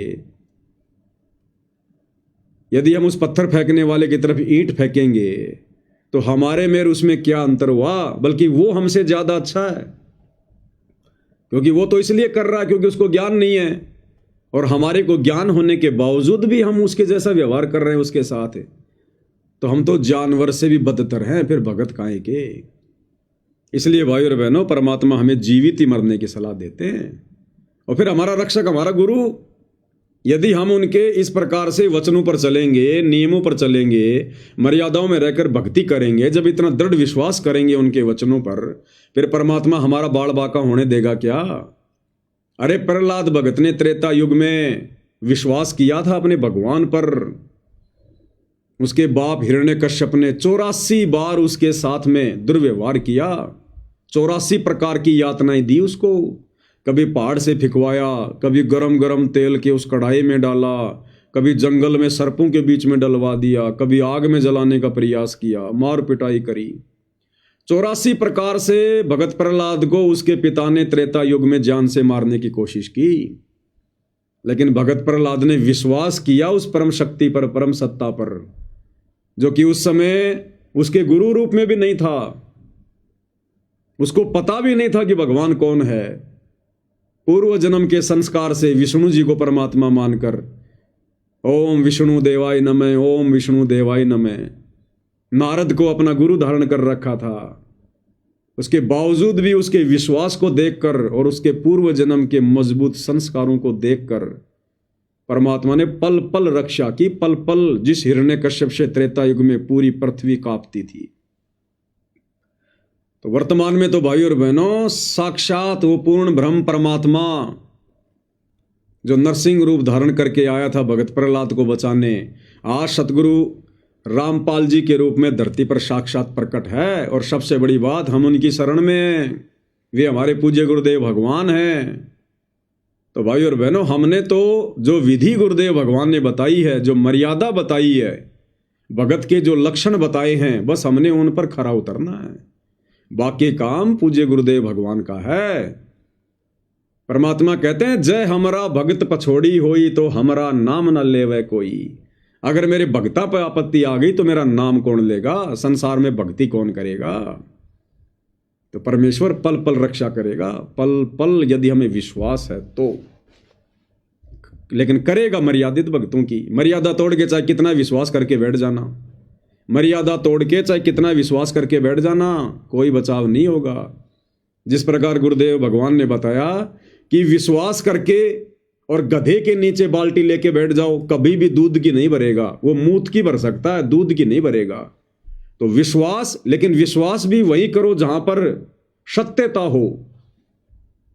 तो हमने विश्वास करने की जरूरत है, बाकी तो सत्यता है, क्योंकि गुरुदेव स्वयं परमात्मा है। अब बस हमने विश्वास करके और मर्यादा में रह के भक्ति मार्ग पर आगे बढ़ने की आवश्यकता है। तो इस प्रकार से भाई और बहनों, ये जो शब्द है निर्विकार निर्भय तू ही और शकल भयमान, और सब पर तेरी साहिबी तुझ पर साहिब नाए, तो वो निर्विकार निर्विषम परमात्मा पूज्य गुरुदेव भगवान है, परमेश्वर रामपाल जी हैं। और भाई और बहनों, हमने इसी प्रकार से इस भक्ति मार्ग पर दृढ़ता के साथ स्वयं तो आगे बढ़ना ही बढ़ना है, अपने भगत भाई बहनों को भी जितना हो सके उतनी हमने दृढ़ता देनी है, सत प्रेरणा देनी है, क्योंकि भगत को भगत ही दृढ़ करेगा। इस ज्ञान से भगवान के बाद भगत ही परिचित होता है।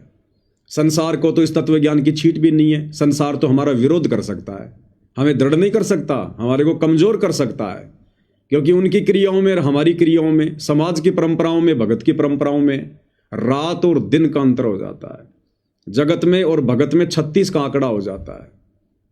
तो जगत तो कभी हमें हिम्मत दे ही नहीं सकता।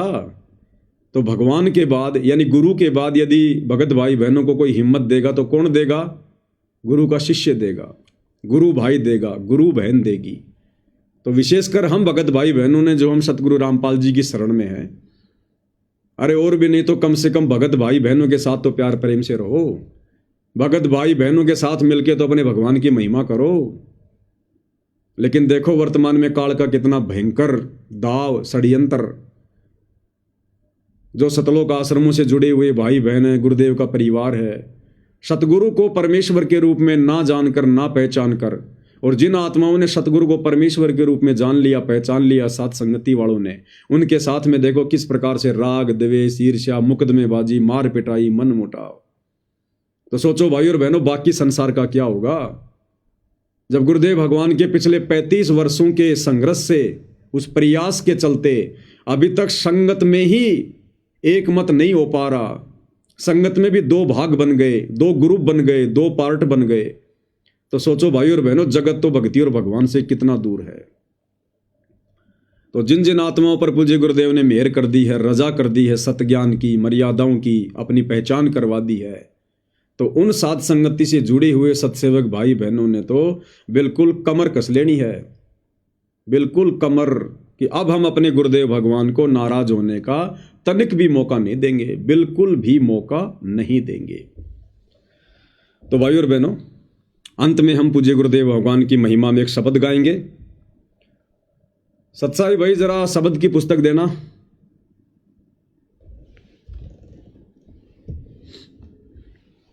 अंत में परमात्मा की महिमा में शब्द गाएंगे मालिक का।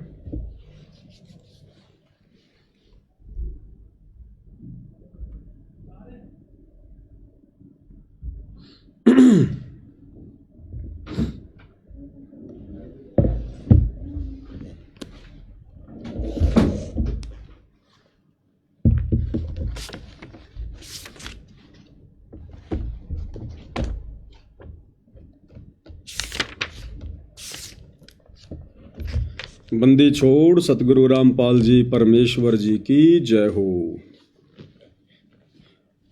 ये सतगुरु महिमा शब्द संग्रह है, जो साथ संगति से जुड़े भाई बहनों ने पूज्य गुरुदेव भगवान की महिमा के लिए जितने भी शब्द जो पूज्य गुरुदेव भगवान ने अपने सत्संगों में गाए हैं, वो सारे शब्द हैं। साथ में सतगुरुदेव जी की महिमा में सत्सेवक भाई बहनों ने जो शब्द बनाए हैं 10-15, वो भी इसमें ऐड हैं।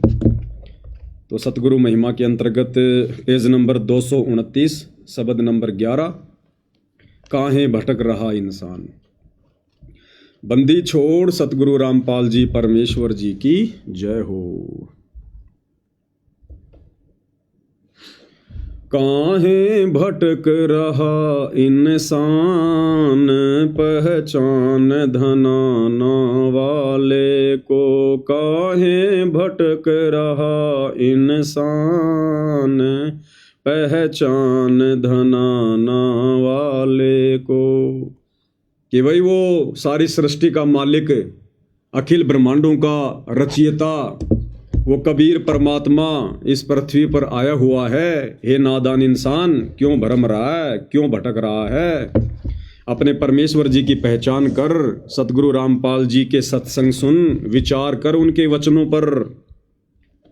काहे भटक रहा इंसान, पहचान धनाना वाले को, पहचान धनाना वाले को, गुरुदेव धनाना वाले को, पहचान धनाना वाले को, भगवान धनाना वाले को। काहे भटक रहा इंसान, पहचान धनाना वाले को, काहे भटक रहा इंसान, पहचान धनाना वाले को। फिर क्या कहते हैं? मथुरा भटको चाहे काशी, फिर भी न मिले अविनाशी। मथुरा भटको चाहे काशी, फिर भी न मिले अविनाशी। क्यों पत्थरों का करे गुणगान, पहचान धनाना वाले को। क्यों पत्थरों का करे गुणगान, पहचान धनाना वाले को। काहे भटक रहा इंसान, पहचान धनाना वाले को। कि भाई चाहे मथुरा में जाओ, चाहे काशी में जाओ, चाहे वृंदावन में जाओ, कहीं भी जाओ, वो अविनाशी परमात्मा इस प्रकार भटकने से नहीं मिलता। वो किसी मंदिर में, मस्जिद में, चर्च में, गुरुद्वारे में कैद होकर नहीं रहता। उसको जानने के लिए, पहचानने के लिए सबसे पहले आपने सच्चे सतगुरु को जानना पड़ेगा। सच्चे सतगुरु के प्रवचन सुनने पड़ेंगे, तब आपको वो अविनाशी परमात्मा मिलेगा। और हम इन मंदिरों में, मस्जिदों में, चर्चों में जाकर खाली इन पत्थरों के निर्जीव, बेजुबान, बेबस, लाचार भगवानों की भक्ति कर सकते हैं, झूठा गुणगान कर सकते हैं। और इन पत्थरों के गुणगान करने से अविनाशी नहीं मिलेगा, भक्ति नहीं मिलेगी, हमारे कष्ट नहीं कटेंगे, हमारे भाग्य में लिखे हुए कष्ट नहीं कटेंगे। उसके लिए हमने गुरु धारण करना पड़ेगा सबसे पहले, और गुरु भी सच्चा हो। अब गुरु तो गांव-गांव में बैठे हैं, नगर-नगर में बैठे हैं, घर-घर में गुरु बैठे हैं। वो नहीं, गरीब अंधे गूंगे गुणु, गरीब अंधे गूंगे गुरु घणे, लंगड़े लोभी लायक, और साहिब से परिचय नहीं, कांव बनावे शाख। उन गुरुओं का क्या करें जिनका परमात्मा से मेल नहीं, जिनका परमात्मा से कोई परिचय नहीं, जो स्वयं परमात्मा के विषय में नहीं जानते। जिस प्रकार शिरडी के साईं बाबा, लाखों लोग उनको फॉलो करते थे, आज भी फॉलो कर रहे हैं, और पूरी जिंदगी वो साईं बाबा एक ही श्लोक बोलते बोलते मर गया, सबका मालिक एक। उसने जिंदगी में किसी को नहीं बताया कि वो सबका मालिक एक कौन है, कहाँ रहता है, कैसे मिलेगा, उसका नाम क्या है, उसका गांव क्या है। तो परमात्मा ने यही लिखवाया कि क्यों पत्थरों का करे गुणगान। अरे जो जिंदा रूप में धरती पर आता है उसका गुणगान कर। वो पत्थर तुझे उपदेश नहीं देगा, लेकिन जिंदा रूप में जो परमात्मा सतगुरु रूप में धरती पर आता है वो तेरी हर शंका का समाधान करेगा। तो जितने भी आन उपासना करने वाले, देवी देवताओं की पूजा करने वाले, बहुत सारे इन धर्मों में बटे हुए भाई बहन, हिंदू, मुस्लिम, सिख, ईसाई, भाई हम सब एक परमात्मा के बच्चे हैं, हम सब जीव आत्मा हैं। हमारी कोई जाति नहीं है, कोई धर्म नहीं है जो हमने ये बना रखे हैं, हिंदू, मुस्लिम, सिख, ईसाई, दुनिया भर की जातियां नहीं। परमात्मा कहते हैं जीव हमारी जाति है, मानव धर्म हमारा, हिंदू, मुस्लिम, सिख, ईसाई धर्म नहीं कोई न्यारा। हम सब जीव हैं, दो कोडी के, हमारी कोई औकात नहीं, 8 मास का पुतला है। ये श्वास निकलते ही सबकी दुर्गति होती है यहाँ पर। तो जीव हमारी जाति है, यानी हमने अपनी औकात को समझना चाहिए कि हम 2 कोडी के प्राणी हैं। जीव की यहाँ कोई औकात नहीं है, चाहे वो देश का प्रधानमंत्री क्यों ना बन जाए। अगर प्रधानमंत्री को सूचना मिले कि आपका बेटा एक्सीडेंट हो गया, भयंकर तरीके से हॉस्पिटल में एडमिट है, वो भले देश का प्रधानमंत्री है, उसका कलेजा यूं करेगा धक धक धक धक। एक्सीडेंट होता है तो प्रधानमंत्री भी मरता है, उसकी कोई स्टील की बॉडी नहीं होती। इसलिए परमात्मा कहते हैं कि ये सब यहाँ 2 कोटि के जीव हैं, ब्रह्मा विष्णु महेश से लेकर 33 करोड़ देवी देवताओं से लेकर और यहाँ के राजा महाराजाओं मंत्री और संतरियों से लेकर सब जीव हैं यहाँ पर, सब जीव संज्ञा में हैं, अज्ञानता में, बिना सतगुरु के। और सतगुरु भी मिल गया तो नकली, जिस कारण से खुद को ही भगवान मान के बैठे हैं दुनिया। ये बहुत बड़ी भूल है। पहचान धनाना वाले को गुरुदेव, धनाना वाले को पहचान, धनाना वाले को गुरुदेव, धनाना वाले को काहे भटक रहा इंसान, पहचान धनाना वाले को। फिर क्या लिखवाया मालिक ने? मस्जिद भटको चाहे मंदिर, सतगुरु है घट के अंदर। मस्जिद भटको चाहे मंदिर, सतगुरु है घट के अंदर। ये जगत के तारणहार, पहचान धनाना वाले को। ये जगत के तारणहार, पहचान धनाना वाले को। भाई और बहनों, ये बार बार जो धनाना शब्द बोला जा रहा है, तो भगवान कोई धनाना में नहीं बैठा हुआ है। कोई ये समझ ले भाई जो सतलोक आश्रम वालों ने धनाना आश्रम खोल दिया, बस वहां जाने से भगवान मिलेगा, नहीं। वो कबीर परमात्मा 8 सितंबर 1951 को इस भारत की पवित्र भूमि पर हरियाणा के धनाना गांव में प्रकट हुए हैं। एक लीला की है परमात्मा ने, मुंह बोले माता पिता बनाकर प्रकट होने की। इसलिए धनाना शब्द का प्रयोग किया जाता है, केवल उस धरती के लिए उस गांव का नाम लिया जाता है। बाकी धनाना गांव में जाकर चाहे तुम मकान बना के रह लेना, ऐसे परमात्मा नहीं मिलता। वो सतलोक आश्रम धनाना में जाके चाहे तुम शरीर छोड़ देना, ऐसे परमात्मा नहीं मिलता। वो धनाना में आए हुए परमात्मा से वो वर्तमान में चाहे कहीं बैठा हो, देश के किसी भी कोने में, दुनिया के किसी भी कोने में, उनसे सत उपदेश लेकर उनको अपना गुरु धारण करके और जो मर्यादा भक्ति उन्होंने बताई है वो आजीवन, चाहे तुम अमेरिका में बैठ के कर लो, चाहे जापान में कर लो, चाहे हिंदुस्तान में कर लो, चाहे अपने घर पे कर लो, उस मर्यादित भक्ति से उनको सतगुरु धारण करके फिर आत्मा का कल्याण होगा, फिर मोक्ष होगा। तो कहते हैं मस्जिद भटको चाहे मंदिर, सतगुरु है घट के अंदर। यानी वो सतगुरु हमें सतनाम देगा, सच्चा नाम देगा। श्वास सांस से हमने उसका सुमरण करना पड़ेगा। तो वो परमात्मा हमारे घट में बैठा हुआ है, खाली उसको पहचानने की जरूरत है। परमात्मा कहते हैं स्वर्ग 7 आसमान पर भटकत है मन मूड, और खालिक तो खोया नहीं इसी महल में ढूंढ। महल यानी शरीर, इसी शरीर से परमात्मा पाया जाएगा, सतनाम के जाप से, श्वास सांस के उस जाप से। मस्जिद भटको चाहे मंदिर, सतगुरु है घट के अंदर। मस्जिद भटको चाहे मंदिर, सतगुरु है घट के अंदर। ये जगत के तारणहार, पहचान धनाना वाले को। ये जगत के तारणहार, पहचान धनाना वाले को। काहे भटक रहा इंसान, पहचान धनाना वाले को। ये धनाना गांव में वो कबीर परमात्मा आए हुए हैं संत रामपाल जी के रूप में। कहते हैं उनके सत्संग सुनकर उनको पहचानने का प्रयास कर। हम ना मुस्लिम ना हिंदू, सब एक पिता के बंधु। यहाँ कोई जाति नहीं, कोई धर्म नहीं, इस काल ने बनवा दिए हमारे को आपस में बांटने के लिए। अरे सतयुग में कोई जाति नहीं, कोई धर्म नहीं, त्रेता में कोई जाति नहीं, कोई धर्म नहीं, द्वापर में कोई जाति नहीं, कोई धर्म नहीं। ये पिछले 5000 वर्षों से जातियां बन गई, धर्म बन गए दुनिया भर के। क्यों? क्योंकि इस कलयुग में उस कबीर परमात्मा ने धनाना गांव में प्रकट होना था हमारे उद्धार के लिए, मोक्ष के लिए। तो उनके आने से पहले पहले इस काल ने जाल फैला दिया जातियों का, धर्मों का, संप्रदायों का।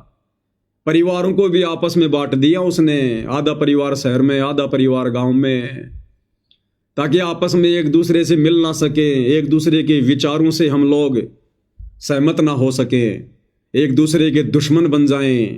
मेरी जाति सर्वश्रेष्ठ, मैं ब्राह्मण, मैं ठाकुर, मैं अहीर, मैं फलाना देना हैं, मैं हिंदू, मैं मुस्लिम, मैं सिख, मैं जैनी। हमारे को आपस में एक ही परमात्मा के बच्चों को, जिस प्रकार एक बाप के 4 बच्चे हैं, एक बाप की 4 संतान है, और जब वो पिता शाम को काम धंधा करके घर की तरफ आता है तो एक बच्चा क्या कहता है कि देखो देखो मेरे पापा जी आ गए, मेरे पापा जी आ गए। दूसरा नादान बच्चा कहता नहीं, वो तो मेरे डैडी है, मेरे डैडी। तीसरा कहता रे तेरा दिमाग खराब है क्या, वो तो मेरे फादर है, मेरे फादर। और चौथा वो कहता रे तुम तीनों है ना मंदबुद्धि हो, वो तो मेरा बाप आ रहा है, मेरा बाप है। अब भाई चाहे उसको फादर कह दो, चाहे उसको डैडी कह दो, चाहे बाप कह दो, चाहे उसको पिता कह दो, वो है एक ही उनका। तो हिंदू जिसको भगवान कह रहे हैं, मुसलमान जिसको अल्लाह कह रहे हैं, वाहिगुरु जिसे सिख भाई जिसको वाहिगुरु कह रहे हैं, ईसाई जिसको मसीहा कह रहे हैं, गॉड कह रहे हैं, अरे वो एक ही है भाई, कबीर परमात्मा। वेदों की तरफ लौटो, सतगुरु रामपाल जी ने पढ़ा दिए, समझा दिए, उनके प्रवचन सुनो। वेद लाकर पढ़ने से नहीं समझ पाओगे। सतगुरु रामपाल जी ने उन्हीं वेदों को जो इन ऋषि महर्षियों ने लिखे हैं, जिनको हम ऑथेंटिक मानते हैं, उन्हीं को पढ़ पढ़ के दिखा दिया, समझा दिया, अपनी तरफ से वेद नहीं लिखे। अब तो सतगुरु रामपाल जी के प्रवचन समझने की जरूरत है, सुनने की जरूरत है, तब हम ये जाति और धर्म के इस षड्यंत्र से बाहर निकल सकते हैं, भक्ति कर सकते हैं। नहीं तो आपस में मरोगे, कटोगे। आने वाले समय में युग परिवर्तन का समय है, ये कोई बचाने वाला नहीं है धरती पर। ये काल का सुनियोजित षड्यंत्र था हमें आपस में बांटने का। तो भाई मुसलमान चाहे मस्जिद में जा जाके चाहे अपना माथा घिस दो, अल्लाह के दर्शन भी नहीं होने वाले। और हिंदू चाहे मंदिर में जा जाके, सिख भाई चाहे गुरुद्वारों में जा जाके कितने पाठ कर लो भाई, और ईसाई भाई चर्चों में जाके कितना ही कुछ कर लो, सो यत्न कर लो, उस मसीहा के तो छाया के दर्शन भी नहीं कर सकते तुम। अगर उसको पूरा का पूरा प्राप्त करना है तो सतगुरु रामपाल जी को सतगुरु धारण करना पड़ेगा। ये स्वयं ही वो अल्लाह है, मसीहा है, वाहिगुरु है, गॉड है, भगवान है। लेकिन ऐसे समझ में नहीं आएगा ये, उसके लिए इनके सत्संग सुनने पड़ेंगे, ज्ञान से परिचित होना पड़ेगा। फिर देखना तुम्हारे को स्पष्ट रूप से प्रत्यक्ष में भगवान खड़ा दिखाई देगा। भगवान हम ना मुस्लिम ना हिंदू, सब एक पिता के बंधु। हम ना मुस्लिम ना हिंदू, सब एक पिता के बंधु। छोड़ के जाति धर्म अभिमान, पहचान धनाना वाले को। छोड़ के जाति धर्म अभिमान, पहचान धनाना वाले को। काहे भटक रहा इंसान, पहचान धनाना वाले को। भाई यहाँ चाहे कोई ब्राह्मण हो, चाहे कोई ठाकुर हो, चाहे कोई क्षत्रिय हो, चाहे कोई वैश्य हो, चाहे कोई शूद्र हो, चाहे कोई हिंदू हो, चाहे मुसलमान हो, चाहे देश का राजा हो, चाहे राष्ट्रपति हो, जिसने सतगुरु रामपाल जी को वर्तमान में सतगुरु धारण करके ये सतभक्ति नहीं की, अंत में यम के दूत उसको नंगा करके घसीटते हुए लेकर जाएंगे, घसीटते हुए। दूसरा कोई तरीका नहीं है बचाव का। भाई जप कर ले, चाहे तप कर ले, चाहे जल गंगा से भर ले। ये राधे राधे करने वाले, हरे राम हरे कृष्णा करने वाले, कोथड़ी में हाथ दे के मंत्र जाप करने वाले, भाई जप कर ले, चाहे तप कर ले। और तप ये पैदल यात्रा करने वाले, कभी खाटू श्याम जी की, कभी मेहंदीपुर के बालाजी की, कभी तिरुपति बालाजी की, कभी रामदेव जी की, हैं, कभी कावड़ लाने जाएंगे, पैदल जाएंगे, पैदल आएंगे। तो परमात्मा कहते हैं भाई जप कर ले, चाहे तप कर ले, चाहे जल गंगा से भर ले। चाहे जप कर ले, चाहे तप कर ले, चाहे जल गंगा से भर ले।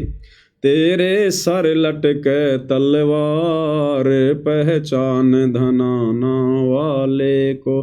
तेरे सर लटके तलवार, पहचान धनाना वाले को।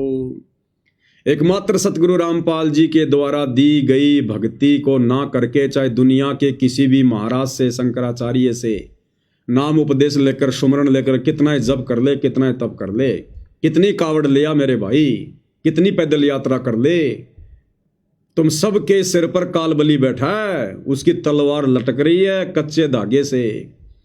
यानी हमारे भाग्य में, हमारे संस्कार में, हमारी किस्मत में, हमारे इस प्रारब्ध में इस प्रकार की आधी अधूरी भक्ति करने के चलते कोई किसी प्रकार का चेंजमेंट नहीं हो सकता।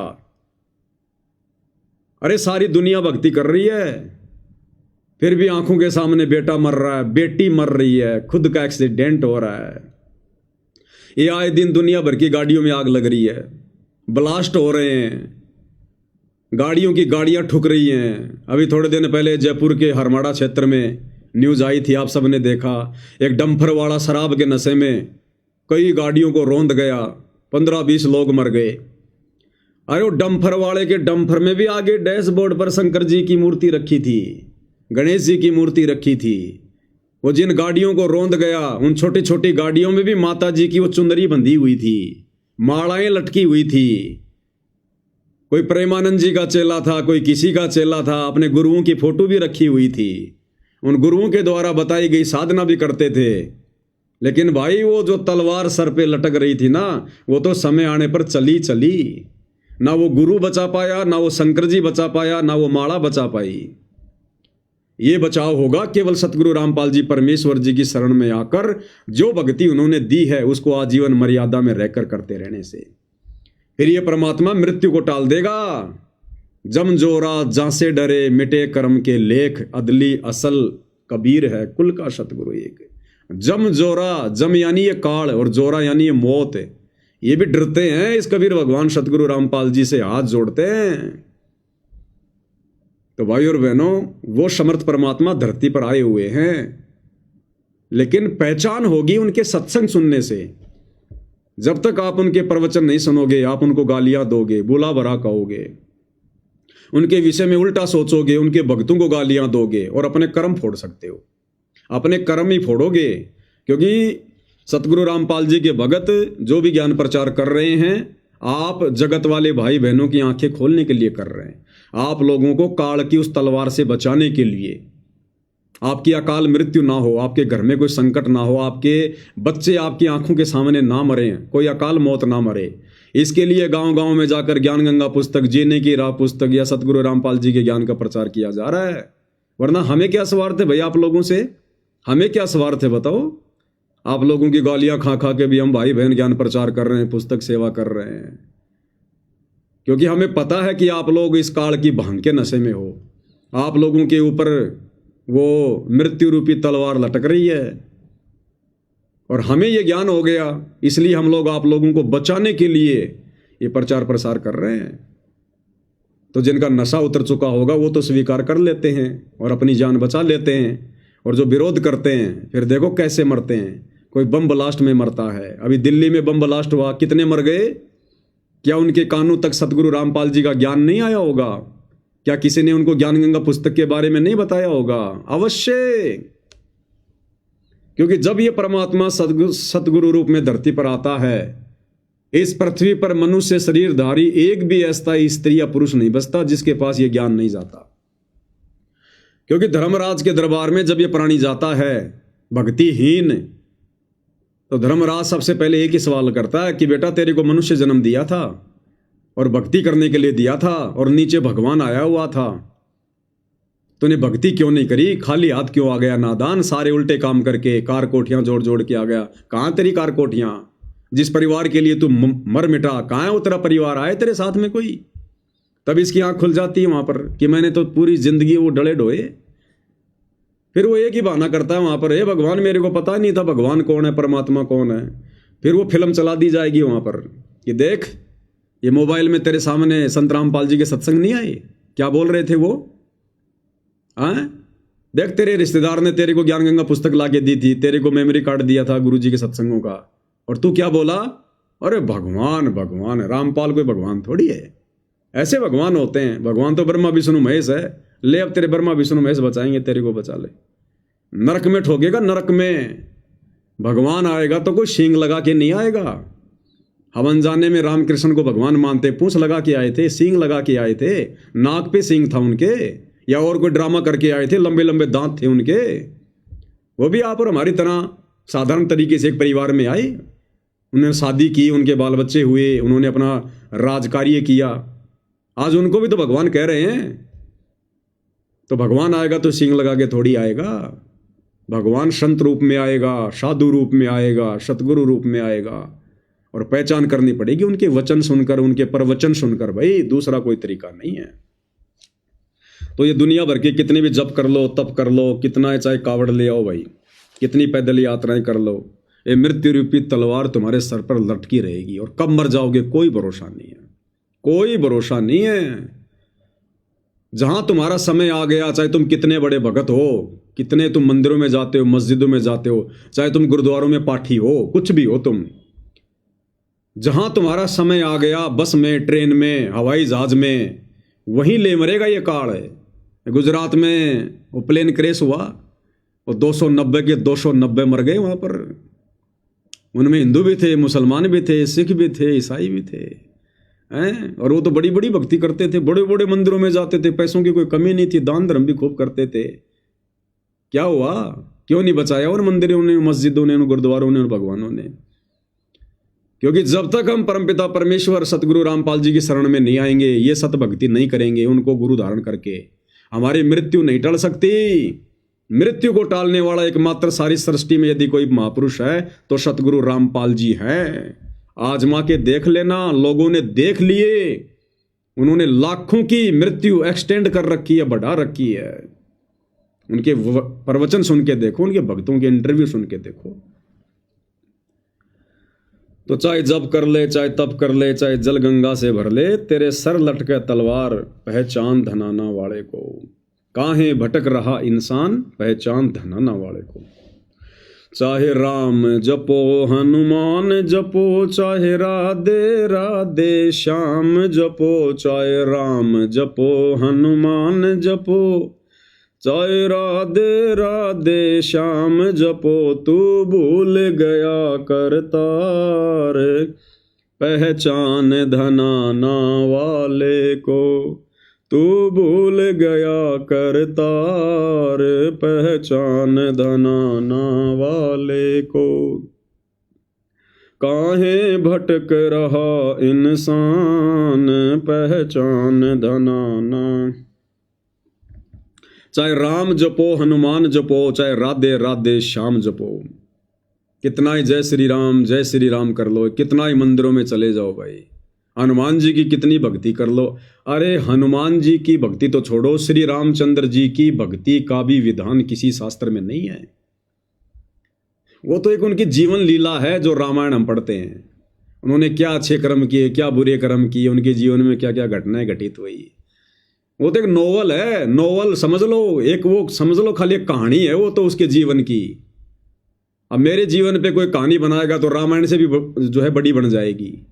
एक गांव के सरपंच पे उसके 5 साल के कार्यकाल पर आप एक उसकी जीवनी लिखो, रामायण से भी बड़ी बन जाएगी, महाभारत से भी बड़ी बन जाएगी।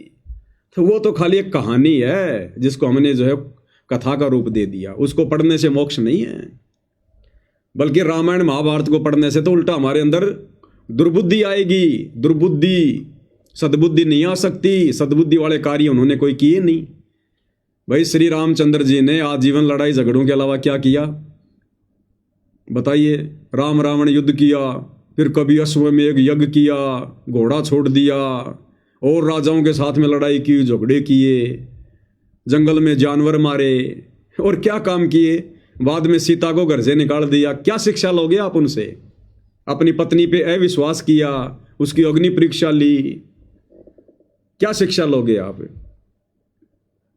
महाभारत को देख लो आप, भाई बंटवारे को लेकर आपस में लड़ाई झगड़ा, मार पिटाई, दुनिया मरवा दी, करोड़ों लोग मरवा दिए। वो जमीन यहीं पड़ी है और वो नरक में पड़े हैं। क्या शिक्षा मिलेगी हमें इनसे? श्री कृष्ण जी की श्री कृष्ण लीला को पढ़ के, सुख सागर को पढ़ के क्या शिक्षा मिलेगी? गोपियां नदी में नहा रही है, श्री कृष्ण जी उनके कपड़े लेकर पेड़ पर बैठ गए। गोपियां कह रही हमारे कपड़े दो, हम नंगी है, हमें शर्म आती है। श्री कृष्ण जी कह रहे हैं नहीं नहीं, नंगी आओ फिर कपड़े लो। वो बेचारी अपने जो है गुप्तांगों के ऊपर हाथ रख के शर्म के मारे बाहर आ रही हैं। फिर श्री कृष्ण जी उनको कपड़े दे रहे हैं। अरे ये कथाएं सुनेंगे तो हमारे अंदर विषय वासना की आग और भड़केगी। ये तो कामसूत्र की कथाएं हैं, कामसूत्र की। इनसे कोई जीवन परिवर्तित थोड़ी होगा। खुद की 8 रानियां, उसके बावजूद भी गोपियों के साथ में संभोग करना, एक राजा से युद्ध करके 16,000 औरतें ले आना, उनके साथ में शारीरिक संबंध बनाना, आप कर सकते हो क्या आज ऐसा? अरे जो श्री कृष्ण जी ने किया, क्योंकि भगवान के पद चिन्हों पर भगत ने चलना पड़ता है, तो आज आप श्री कृष्ण जी के पद चिन्हों पे आप जी जो है चल सकते हो क्या? और चल लिए तो आप जी सुखी रह सकते हो क्या? ना तुम्हारा घर बचेगा, ना परिवार बचेगा, ना तुम्हारा समाज बचेगा। उनके तो 8 रानियां थी, उसके बावजूद उन्होंने 16,000 के साथ शारीरिक संबंध बनाए।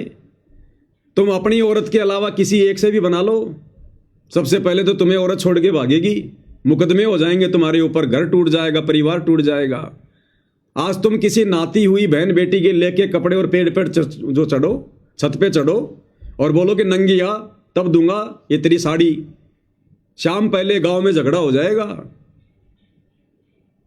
आज आप श्री रामचंद्र जी की तरह अपनी धर्म पत्नी को, जो गर्भवती थी, एक धोबी के कहने से, आप अपने पड़ोसी के वो कहने से, झूठा लालछन लगाने से आप अपनी गर्भवती स्त्री को गांव से बाहर निकाल दोगे क्या? जंगल में निकाल दोगे क्या? तो जो काम आज वर्तमान में एक साधारण व्यक्ति भी नहीं कर सकता, उसको भी इतनी समझ है, वो कार्य हमारे भगवानों ने किए। तो काहे के भगवान थे भाई? उनसे अच्छा जीवन और चरित्र तो आज आप और हमारा है। आपस में मिल बैठ के हम बातचीत तो कर लेते हैं, सुलझा लेते हैं। उन्होंने तो तीर मारे, सुदर्शन चक्कर मारे, अग्नि बाण मारे, दुनिया मार दी, सबके पाप कर्म अपने सिर पर लेकर और चले गए। समय आने पर भोगेंगे अपने कर्म। तो बताओ, या तो रामचंद्र जी की भक्ति का भी ना तो रामायण में विधान है, ना गीता में, ना वेदों में। गीता जी अध्याय 15 श्लोक नंबर 16 और 17 ब्रह्मा विष्णु महेश की पूजा करने को भी मना करता है। अध्याय 7 श्लोक नंबर 12 से 15 तीनों गुणों की पूजा करने के लिए मना करता है, ब्रह्मा विष्णु महेश की भक्ति। और हम पूज रहे हनुमान जी। हनुमान जी तो बेचारा भगत था एक। अरे हनुमान जी तो खुद भगत था, श्री रामचंद्र की भक्ति करता था, भर में था बेचारा, और हम हनुमान जी के पीछे लग गए। वो तो खुद रामचंद्र जी का भगत था, हमने भगत की पूंछ पकड़ ली। क्या मिलेगा हमारे को? इसीलिए दुनिया दुखी है, परेशान है। हॉस्पिटल पे हॉस्पिटल भरी पड़ी है, सब लोग भक्ति कर रहे हैं, सब भक्ति करते हैं और हॉस्पिटल भरी पड़ी है। एक्सीडेंट हो रहे हैं, बीमार हो रहे हैं, लड़ाई झगड़े हो रहे हैं, कोर्ट में मुकदमे भरे पड़े हैं। बताओ क्या बचाव कर रहे हो हमारे भगवान?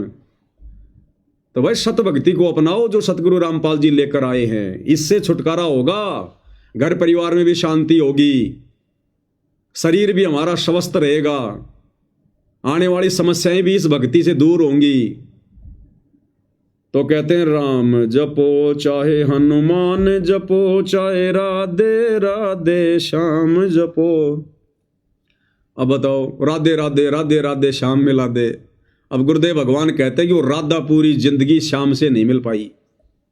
जब वो राधा बरसाने से कभी कभार मौका देखकर श्याम यानी श्री कृष्ण जी से मिलने जाती थी, तो बरसाने के लोग उसको पता नहीं क्या क्या कहते थे, कुलटा है, लांछन लगाएगी, ये बदनामी करवाएगी हैं, और बेचारी कभी भी श्याम से नहीं मिल पाई। और आज हम कह रहे हैं कि राधे राधे श्याम मिला दे, ये राधा मुझे श्याम से मिला दे। वो राधा तो नहीं मिल पाई बेचारी पूरी जिंदगी। तो ये नकली धर्मगुरु ने हमारे को क्या क्या मंत्र पकड़ा दिए, जिनका कोई सिर नहीं, कोई पैर नहीं। चाहे राम जपो हनुमान जपो, चाहे राधे राधे श्याम जपो, चाहे राम जपो हनुमान जपो, चाहे राधे राधे श्याम जपो तू भूल गया करतार, पहचान धनाना वाले को तू भूल गया करतार, पहचान धनाना वाले को। काहे भटक रहा इंसान, पहचान धनाना वाले को। हे नादान प्राणी, क्यों भटक रहा है, दर दर की ठोकरें खा रहा है। पहचान अपने परमात्मा को, सतगुरुदेव भगवान को, जो आप और हमारे लिए आए हैं, हमें सुखी करने के लिए आए हैं। तेरे बढ़ रही हारी बीमारी, सतगुरु से कर ले यारी। तेरे बढ़ रही हारी बीमारी, सतगुरु से कर ले यारी। तेरा घर बन गया शमशान, पहचान धनाना वाले को। तेरा घर बन गया शमशान, पहचान धनाना वाले को। घर घर में रोगी, घर घर में हारी बीमारी, हॉस्पिटल पे हॉस्पिटल भरे पड़े हैं, सबके घर शमशान घाट बन गए। यानी बीमारी है, इसका मतलब उसके पुण्य समाप्त, उसके पाप कर्म ज्यादा, इसलिए वो बीमार हो गया। मरेगा, फिर वो मरेगा तो घर शमशान बन गया, यानी एक आदमी घर से चला गया। तो कहते सतगुरु से यारी कर ले, यानी सतगुरु के सत्संग सुन, विचार कर, उनसे नाम दीक्षा ले, उपदेश ले, और जो भक्ति सतगुरु सतलोक से लेकर आया है वो सत भक्ति कर, जो शास्त्रों के अनुसार है। फिर देख परमेश्वर कैसे हरे भरे पौधे की तरह तेरे परिवार को ना कर दे। तो तेरी जाए उमरिया बीती, सतगुरु से कर ले प्रीति। तेरी जाए उमरिया बीती, सतगुरु से कर ले प्रीति। तो पल भर का मेहमान, पहचान धनाना वाले को। तो पल भर का मेहमान, पहचान धनाना वाले को। तेरी जाए उमरिया बीती, सतगुरु से कर ली प्रीति। हम बच्चों का जन्मदिन मनाते हैं, अपना जन्मदिन मनाते हैं, माता पिता का जन्मदिन मनाते हैं, कितनी खुशियां मनाते हैं। और हम मूर्खों को ये नहीं पता कि हर वर्ष हमारी उम्र का 1 साल कम होता जा रहा है। हर वर्ष हम लोग अपनी मृत्यु के निकट पहुंचते जा रहे हैं। अरे मान लो किसी व्यक्ति की उम्र 100 साल की है और हर साल वो अपना जन्मदिन मना रहा है, खुशी मना रहा है, वो तो अपनी मौत की खुशी मना रहा है, क्योंकि हर साल उसकी मृत्यु उसके निकट आ रही है। एक एक साल हर वर्ष उसकी उम्र में घटता जा रहा है और वो जन्मदिन मना रहा है, खुशी मना रहा है, डीजे पे नाच रहा है। अब बताओ काहे का वो बुद्धिमान इंसान है वो, उसको तो होश ही नहीं है तू क्या कर रहा है। तो कहते हैं तेरी जाए उमरिया बीती, सतगुरु से कर ले प्रीति। सतगुरु से प्रेम बढ़ा। सतगुरु से प्रेम बढ़ाने का मतलब है सत्संग सुन, निष्पक्ष होकर अपनी आत्मा के कल्याण के लिए, जीवन को सफल करने के लिए, मोक्ष के लिए। नहीं तो तेरी उम्र पल पल बीतती जा रही है और तू पल भर का मेहमान। ये मनुष्य शरीर 8 मास का पुतला, नस्वर, आग में जल के ये मर जाए, पानी में डूब के ये मर जाए, हवा में गिर के ये मर जाए, बीमारी से ये मर जाए, लड़ाई झगड़े में ये खत्म हो जाए। बताओ हम किस चीज पे हम लोग यहाँ पर आंडी पाक रहे हैं। तो कहते हैं तू पल भर का मेहमान। भाई और बहनों, अंत में हमारे ये सांसारिक वस्तुएं, सांसारिक रिश्ते कोई काम नहीं आएगा। और जितनी हमने बकवाद की हैं जिंदगी भर में, वो कर्म हमारे को फिर भोगने पड़ेंगे। अभी आप देख रहे होंगे अभिनेता धर्मेंद्र, क्या किया उन्होंने पूरी जिंदगी, सिर्फ लोगों का समय बर्बाद किया, लोगों की समस्या बर्बाद की। काल का षड्यंत्र था। ये जितने भी जो फिल्म स्टार हैं, ये क्रिकेटर हैं, इनको काल स्पेशल तौर पर भेजता है, स्पेशल तौर पर लोगों का समय बर्बाद करवाने के लिए, श्वासें बर्बाद करवाने के लिए। ये सतयुग में, त्रेता द्वापर में, आज से 100 साल पहले ये फिल्में नहीं थी, ये सिनेमा हॉल नहीं थे। ये काल ने इसी 100 साल के अंदर अंदर सारी बकवादें शुरू करवाई है, विज्ञान के माध्यम से, टेक्नोलॉजी के माध्यम से। क्योंकि परमात्मा ने इसी समय तो धरती पर आना था। काल को भी इस बात का पता था कि इन आत्माओं को मेरे जाल से निकाल कर ज्ञान देकर सतलोक लेकर जाएगा सतगुरु। उससे पहले पहले मैं इन आत्माओं की श्वासें बर्बाद करवा दूं, समय बर्बाद करवा दूं, इनका मन मैला कर दूं। इनको गंदगी में संदूं। और ये स्पेशल तौर पर काल ने जितने भी ये हीरो हैं, जिनको हम हीरो कहते हैं, एक्टर कहते हैं, ये काल के दूत हैं सारे के सारे। सबसे ज्यादा गंदगी इस बॉलीवुड ने समाज में फैलाई है, सबसे ज्यादा गंदगी। ये नग्नपना, बेहया, बेशर्मी, लड़का लड़की का भाग जाना, छोटे बड़े की कोई इज्जत नहीं, ये पहनावा, खान पान, दिखावा, ये सब इस बॉलीवुड की देन है। ये सब काल के एजेंट हैं जितने भी हैं, छोटे से बड़ा। अब क्या बीत रही है उस भाई के साथ, हॉस्पिटल में पड़ा है बंबई में, अंतिम सांसें गिन रहा है वो धर्मेंद्र, जिसने पूरी जिंदगी लोगों की सांसें बर्बाद की। बना बना के 3-3 घंटे की फिल्में, उनमें बकवाद, प्यार प्रेम की बातें, विषय वासनाओं की बातें, लड़ाई झगड़े, मार पिटाई। क्या शिक्षा दिया समाज को? खुद का जीवन बर्बाद कर गया और पीछे पीछे पूरी दुनिया की सांसें बर्बाद कर गया। एक एक सांस की कीमत है। परमात्मा कहते, कहता हूं कई जात हूं, कहूं बजाकर ढोल। एक सांस भी जो बिना नाम के खाली जात है, वो 3 लोक का मोल।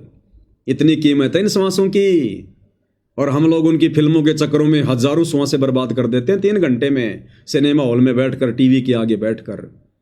तो खुद वो भाई पाप कर्मों की मालगाड़ी भर के ले जाएगा, पाप कर्मों की मालगाड़ी सीधा 84 लाख योनियों में ठोकेगा काल।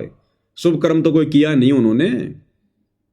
क्या शुभ कर्म करते हैं ये फिल्म स्टार, सिवाय बकवादों के? इनके खुद के अंदर कितनी विषय वासना, कितने विकार भरे होते हैं। पूरी जिंदगी ये क्या करते हैं ये? अब सीधा नरक में ठोकता काल फिर इन लोगों को, सीधा नरक में। और फिर अगला जन्म 84 लाख योनियों में गधे कुत्ते सुअर।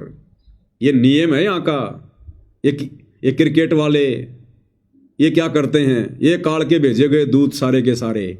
इसलिए गुरुदेव भगवान फिल्में देखने के लिए मना करते हैं, मैच वगैरह देखने के लिए मना करते हैं। मार दिया छक्का, मार दिया चौका, अरे हमें क्या मिल गया उसके चौके छक्के से? अरे हमारा देश जीत गया, अगली बार वो देश हार जाता, फिर अब करो आत्महत्या सारे के सारे, तुम्हारा देश हार गया। ये काल ऐसे हमारा समय बर्बाद करवाता है, पैसा बर्बाद करवा रहा है। 2 कौड़ी के जीवों को काल ने हीरो बना दिया है। मैं उसका फैन हूं, माता पिता का फैन कोई नहीं है। वो फला फला मेरा हीरो है।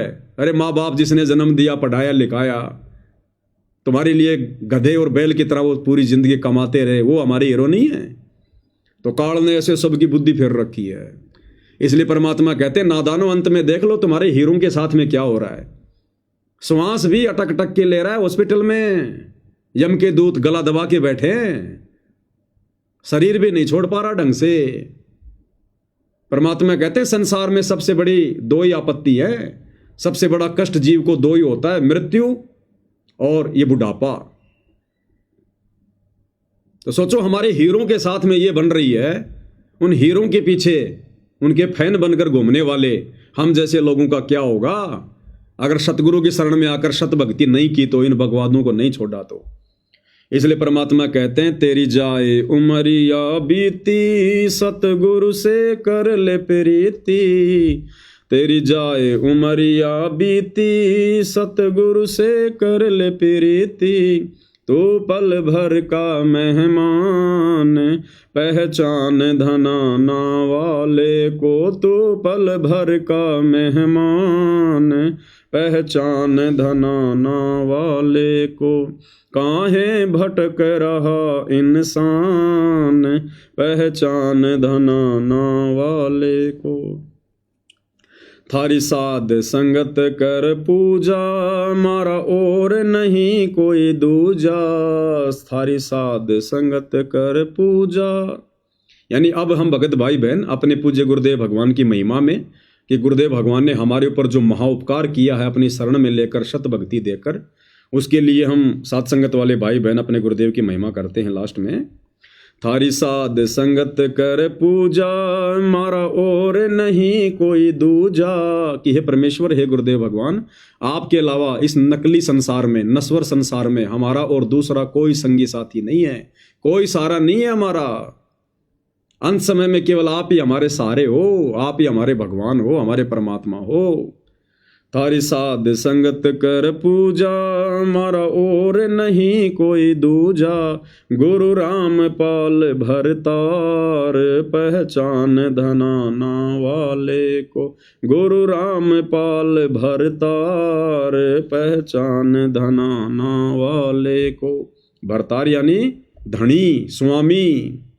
काहे भटक रहा इंसान, पहचान धनाना वाले को। पहचान धनाना वाले को, गुरुदेव धनाना वाले को। पहचान धनाना वाले को, गुरुदेव धनाना वाले को। काहे भटक रहा इंसान, पहचान धनाना वाले को। काहे भटक रहा इंसान, पहचान धनाना वाले को। अब भाई और बहनों, ये विशेष संदेश है और इन पर बहुत धीरे धीरे वीडियो बनते हैं, क्योंकि विशेष संदेश नंबर 13 तक कंप्लीट हो चुके हैं। एक विशेष संदेश 1 घंटे का होता है, कोई 52 मिनट का होता है, जो गुरुदेव ने हिसार जेल से भेजे हैं। तो विशेष संदेश नंबर 13 के ऊपर तो 3-3 घंटे के जो है 15 पार्ट बने, 15 पार्ट यानी 52 मिनट का गुरुदेव का सत्संग। उसके ऊपर 15 वीडियो जो है वो बने थे 3-3 घंटे के, यानी 45 घंटे साथ संगति हुई थी गुरुदेव के 52 मिनट के सत्संग पर। और अब ये सत्संग नंबर 14, विशेष संदेश नंबर 14। कल इस पर हम 2-2.5 घंटे लाइव आए। आज मालिक की दया से 2 घंटे हो गए, जबकि मुश्किल से 5 मिनट का ही गुरुदेव का सत्संग समाप्त हुआ है। तो हमें भी कोई जल्दबाजी नहीं है, हमने तो परमात्मा की महिमा करनी है, कोई नंबर थोड़े बनाना है, कोई जल्दी जल्दी कोई आपत्ति थोड़ी आ रही है। मालिक की चर्चा करेंगे, प्यार प्रेम से करेंगे, धैर्य के साथ करेंगे, हृदय से करेंगे, समय चाहे कितना ही लगे। और रोजाना अगर 1 घंटा 2 घंटा भी मालिक की चर्चा हो जाती है, ये भी भगवान का सुमरण हो रहा है। हम भाई बहन मिलकर मालिक की चर्चा कर रहे हैं, महिमा कर रहे हैं, सत्संग सुन रहे हैं, निष्कर्ष निकाल रहे हैं, ये भी हमारा सुमरण हो रहा है। ये भी एक परमात्मा का जो है वो सत्संग ही है। परमात्मा की याद जो है वो तरोताज़ा हो रही है, मालिक की महिमा हो रही है। ये भी भक्ति का एक अंग है, एक पार्ट है। क्योंकि गुरुदेव कहते हैं, साध संगत हरि भक्ति बिन कोई न उतरे पार, निर्मल आदि अनादि है गंदा सब संसार। तो साध संगति भी भक्ति का एक पार्ट है। और यदि हमने निष्पक्ष होकर, राग द्वेष को छोड़कर, यदि हमने कुछ सार ग्रहण किया, ये नहीं सोचना कि यार ये भगत होके क्यों इतना बोल रहा है, ये भगत होके क्या ज्ञान छांट रहा है, ये तो होती है मूर्खों की बात, अज्ञानियों की बात है। अरे सोशल मीडिया पर भगत भाई बहन सारा दिन 2, 4, 5 घंटे अपने बर्बाद कर रहे हैं। वहाँ कौन सा तुम्हारा गुरु भाई ज्ञान दे रहा है? या तो कोई सीरियल देखते हो, या फालतू के लोगों के वीडियो देख रहे हो, शराब पीने वालों के, मांस खाने वालों के, दुनियादारी वालों के, और कोई वीडियो देख रहे हो। तुम्हें वहाँ क्या मिल रहा है भाई? 5-5 घंटे, 4-4 घंटे। और यहाँ तुम्हारा भगत भाई अगर तुम्हारे गुरु से संबंधित कोई बात बता रहा है तो तुम्हारे मिर्ची लग रही है। क्योंकि काल नहीं चाहता कि तुम थोड़ा बहुत सच्चाई से परिचित हो जाओ, तुम्हारे पुण्य बन जाएं, सतगुरु की महिमा में तुम्हारा भी हिस्सा हो जाए। काल नहीं चाहता। इसलिए जो समझदार आत्मा होती है वो तो अपना ध्यान लगा के सुनती है, मालिक की महिमा का आनंद लेती है। अरे पहले भाई हम लोग जब इस नाम से परिचित नहीं थे, सतगुरु की शरण में नहीं थे, तो गांव में कोई जागरण होता था, कोई कीर्तन होता था, कोई राम कथा होती थी, और सारा दिन वो नशेड़ी लोग ढोलक पेटी लेकर रामायण बोलते रहते थे। वहाँ रामचंद्र जी आ रहे थे क्या रामायण करने? हनुमान जी की कथा में हनुमान जी आते हैं क्या वो कथा करने के लिए? आप और हमारे जैसे ही वो नशेड़ी व्यक्ति उस समय तो बन गया भगत, और बाकी वो दारू के ठेके, शराब पीता है, बीड़ी पीता है। बीड़ी तो इन राम कथाओं में यहाँ पे प्रसाद के रूप में चलती है। तो जब उनके मुंह से पूरी पूरी रात हम वो सुनते रहते थे, जिसके सुनने से कोई लाभ भी नहीं मिलना था, उन कथाओं के सुनने से हमारे को कोई पुण्य भी नहीं मिलना था, तो आज तो सच्चे भगवान की महिमा और उनके भगत कर रहे हैं, तो पुण्य पुण्य है, फायदा ही फायदा है। लेकिन काल उन आत्माओं को नहीं सुनने देगा जो आत्माएं अभी काल प्रेरित हैं, काल का जिनके ऊपर पहरा है, जो पूर्णतया सतगुरु की शरण में नहीं आ पाए हैं। यानी नाम लेकर भी जो ज्ञान से अच्छे से परिचित नहीं होगा वो सतगुरु की शरण में नहीं माना जाता है। तो भाई और बहनों, ये तो देखो सबके अपने अपने विचार हैं, ये तो चलते रहेंगे। आप और हमने क्या करना है उस पर हमने ध्यान देना है। तो पूज्य गुरुदेव भगवान के आशीर्वाद से आज की साथ संगति में केवल इतना ही। गुरुदेव हम सबका मार्गदर्शन करें, हमें सुसंगति से जोड़े रखें, हमें आशीर्वाद दें। बंदी छोड़ सतगुरु रामपाल जी परमेश्वर जी की जय हो।